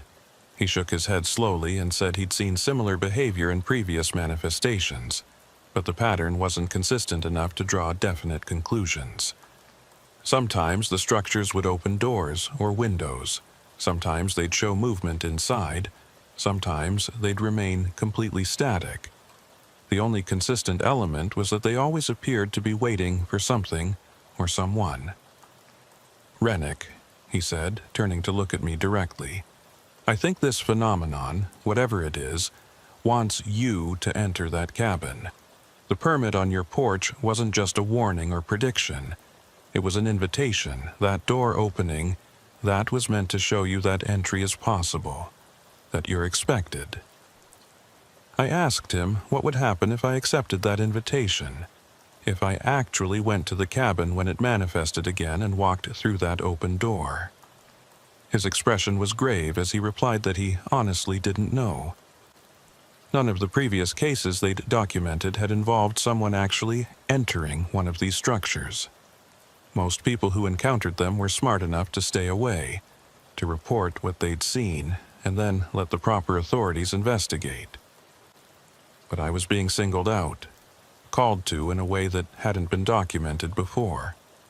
We discussed the situation from every angle we could think of. The option of doing nothing, just ignoring the invitation and hoping the phenomena would eventually stop. The option of trying to set up more extensive monitoring and study the manifestations from a safe distance. And the option that both terrified and compelled me, which was to actually go to the cabin the next time it appeared and see what it wanted, what it was trying to communicate. Ezra made it clear he couldn't officially recommend that I put myself at risk by entering the structure. But he also said, speaking off the record, that sometimes the only way to resolve these kinds of situations was direct confrontation. To face the unknown directly and demand answers rather than hiding from it. I spent the rest of that day in a state of tense anticipation, waiting for something to happen. The monitoring equipment remained active, constantly scanning that location for any thermal signature or movement. I stayed at the station with Ezra and Bria, all of us watching the feeds, drinking too much coffee, and trying to make sense of something that seemed designed to resist rational understanding. As evening approached and the sun started setting, the thermal sensors triggered again. The cabin was back, appearing in that same instantaneous way, smoke rising from its chimney into the darkening sky. Ezra looked at me and asked if I was certain about what I was planning to do. I told him I wasn't certain about anything anymore, but I knew I couldn't just keep waiting and wondering. I had to know what this was about, what it wanted from me. We drove out to the location together, Ezra insisting on accompanying me despite my protests. The cabin was exactly where it had been before, looking identical to my previous encounter. The same weathered logs, the same crooked shutter, the same faint glow from the window. But this time the door was standing open, just as it had been in the recorded footage. Light spilled out from the interior, warm and inviting in a way that felt deeply wrong, given everything I knew. I got out of the vehicle and stood there looking at that open doorway, every survival instinct screaming at me to get back in the truck and drive away. But I'd come too far, learned too much to turn back now. I told Ezra to wait there, to give me exactly 15 minutes, and if I wasn't back by then to call for every resource he could access. He agreed reluctantly, his hand resting on his service weapon, though we both knew a gun would be useless against whatever this was. I walked towards the cabin, each step requiring conscious effort to overcome the fear that was threatening to paralyze me. The snow crunched under my boots, and I could hear my own breathing loud in my ears. As I approached the doorway, I could see inside more clearly, the same rough interior I'd observed before. The table with its single chair, the wood stove radiating heat. And there on the table, I could see another permit waiting. I stepped across the threshold and entered the cabin. The door didn't slam shut behind me like I'd half expected. It remained open, allowing cold air to flow in from outside. I approached the table slowly and picked up the permit. This one was blank except for a single line of text at the top, written in that familiar, precise handwriting. Sign below to complete final crossing. Below the text was a blank line, waiting for a signature. My signature. And suddenly I understood what this was all about, what the cabin represented, and what the permits meant. This wasn't about border crossing in any literal geographical sense. This was about boundaries between different states of existence, between what we know and what we can only imagine exists beyond the limits of our understanding.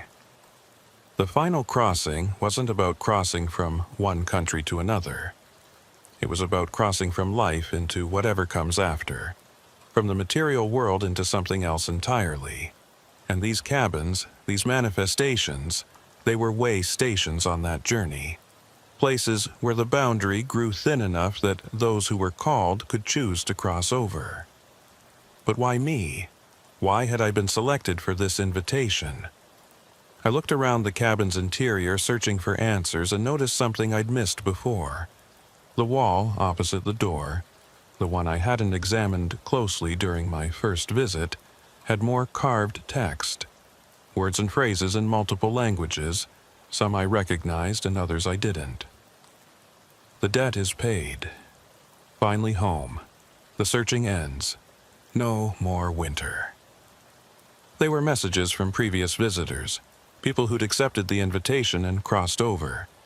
And I noticed with a chill that some of the carvings included dates spanning back over a century. This cabin, or something like it, had been appearing in this wilderness for longer than Canada and the United States had even existed as nations.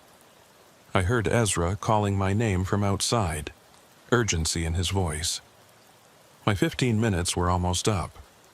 I looked down at the blank permit in my hands, at that empty line waiting for my signature. Part of me wanted to sign it, wanted to find out what lay beyond that final crossing, wanted to end the fear and uncertainty and just step through whatever doorway this represented.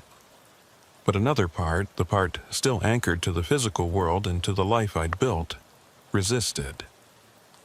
I set the permit back down on the table unsigned and walked toward the door. As I crossed the threshold back into the cold winter night, I heard a sound behind me. Not footsteps this time, but something that might have been a sigh, might have been the wind, might have been disappointment or acceptance or something I had no frame of reference to understand. I made it back to Ezra's vehicle and climbed inside. He immediately started asking questions, wanting to know what I'd seen, what had happened inside the cabin. I told him about the blank permit, about the invitation to sign and complete the final crossing. I told him I'd chosen not to sign, that I'd walked away from whatever that crossing represented. As we watched, the cabin's door slowly closed.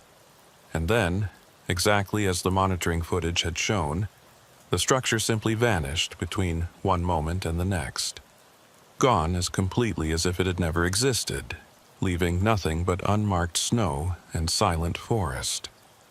We drove back to the station in contemplative silence. Part of me felt relieved that I'd escaped from the cabin and whatever it represented, but another part felt a strange sense of loss, as if I'd been offered something rare and significant, and had turned it down out of fear or perhaps wisdom. I wasn't sure which. Over the following weeks, the monitoring equipment detected no further manifestations at that location. The cabin didn't return, and no more permits appeared on my doorstep.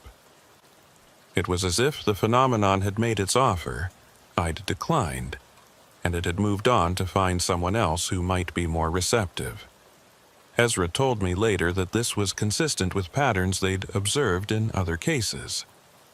The manifestations seemed to seek out specific individuals, make their invitation clear, and then either claim that person or move on depending on the choice made. How they selected their targets remained a mystery, as did the ultimate nature and purpose of the final crossing itself. I returned to regular duty, but something had fundamentally changed in how I perceived my work and the wilderness regions I monitored. I understood now that the border I was tasked with protecting wasn't the only boundary that mattered out here in these remote areas. There were other borders, older and stranger, that existed regardless of maps or laws or human understanding.